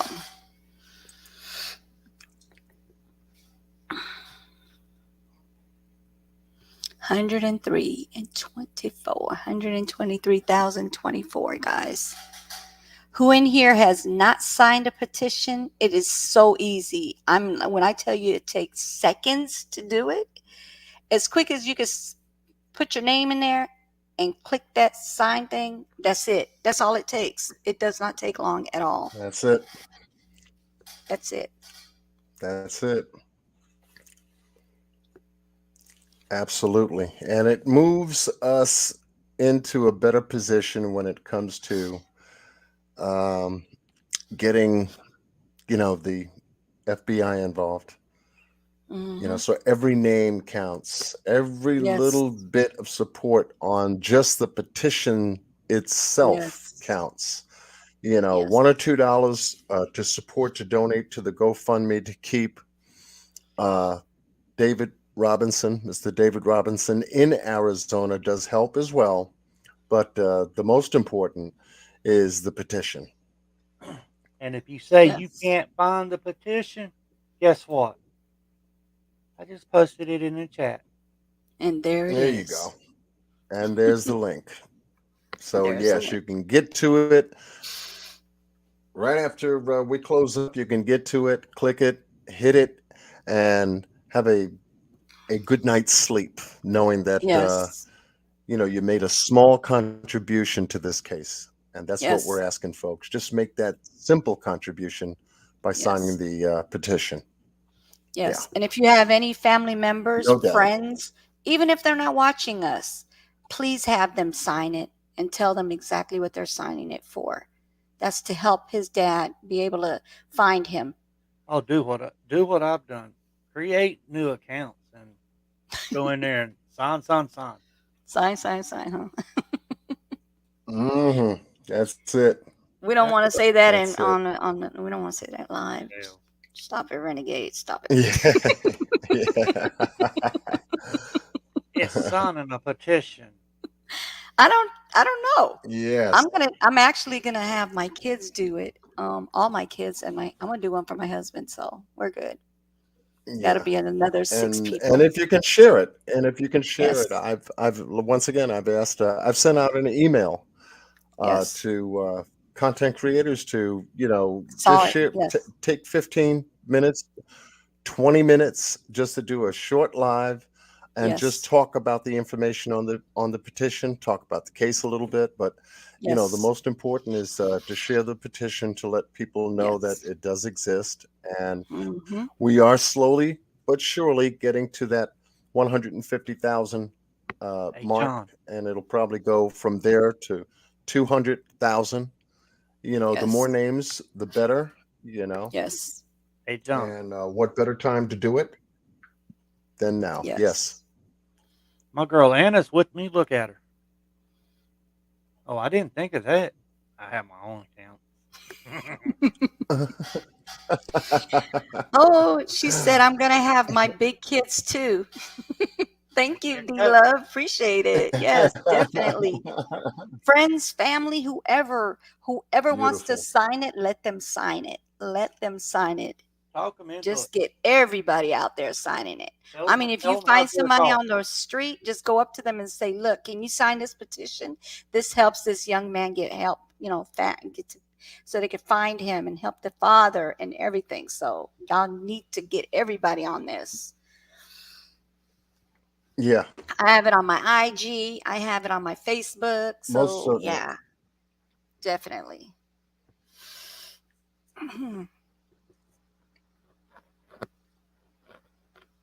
Okay. So with that said, we're going to wrap up tonight's special Table Talk Live regarding Yes. the Daniel Robinson case. I'll be back with Cue the Truth.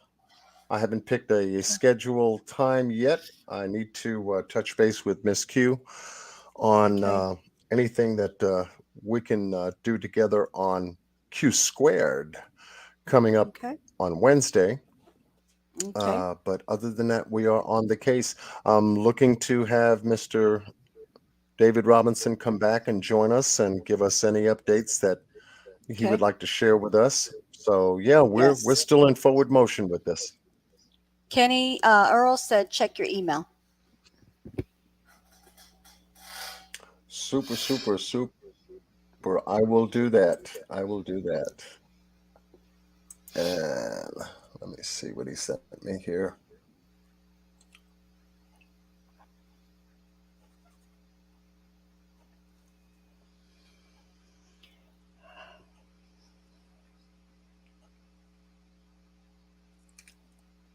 Oh yeah, this is dragging a little bit, but I'll most certainly check it.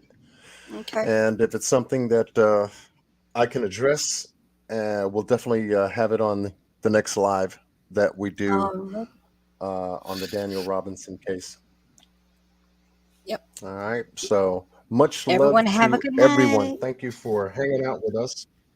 Yes. Yes, definitely. And Definitely. we will come back at you. We're just getting started. Our work is just beginning. Yes. We're going to keep working on this, guys. We're going to keep Most working on certainly. this. Anybody has Oh any yeah. information, pass it on to John Q. He got y'all. And we're Yes. going to work on it together, but he's got y'all. So if he'll be able to share it with us and we can work on it together. So if you guys have anything at all that you think that might help this case, not hurt it, but help it, send it to John Q. Yes. And thank you. Thank you all. Much love. All right. Renegade Patriot and Miss Unu, thank you so much for joining me tonight on the panel. No problem. No My problem. pleasure. Thanks to Thank you all for the having mods. us. Thanks to all the mods in the chat room for holding it down. It's been a nice evening and drama free. Thank goodness we didn't have to do Yes. any kind of booting other than the Russians. But Yeah, all we had to do is get rid of the bot. yeah, get rid of the bots. But Yeah. other than that, it was a very good live to do. Yes. Just And want to say good night to the chat. Yes. Good Good night. night, y'all. You Good knew. night. Good Thank you night, for John Q. coming. Good night. all Good night, right, Renegade. Good night, John Q. we'll be talking at you. Much All love. right. All right. Bye. Much love.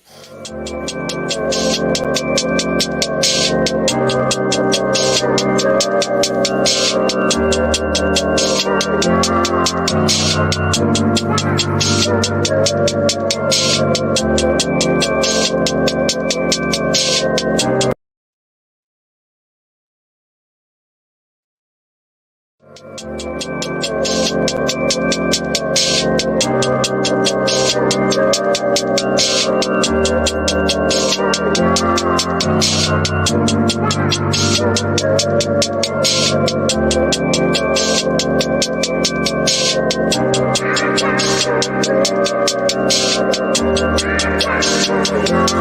time for table talk.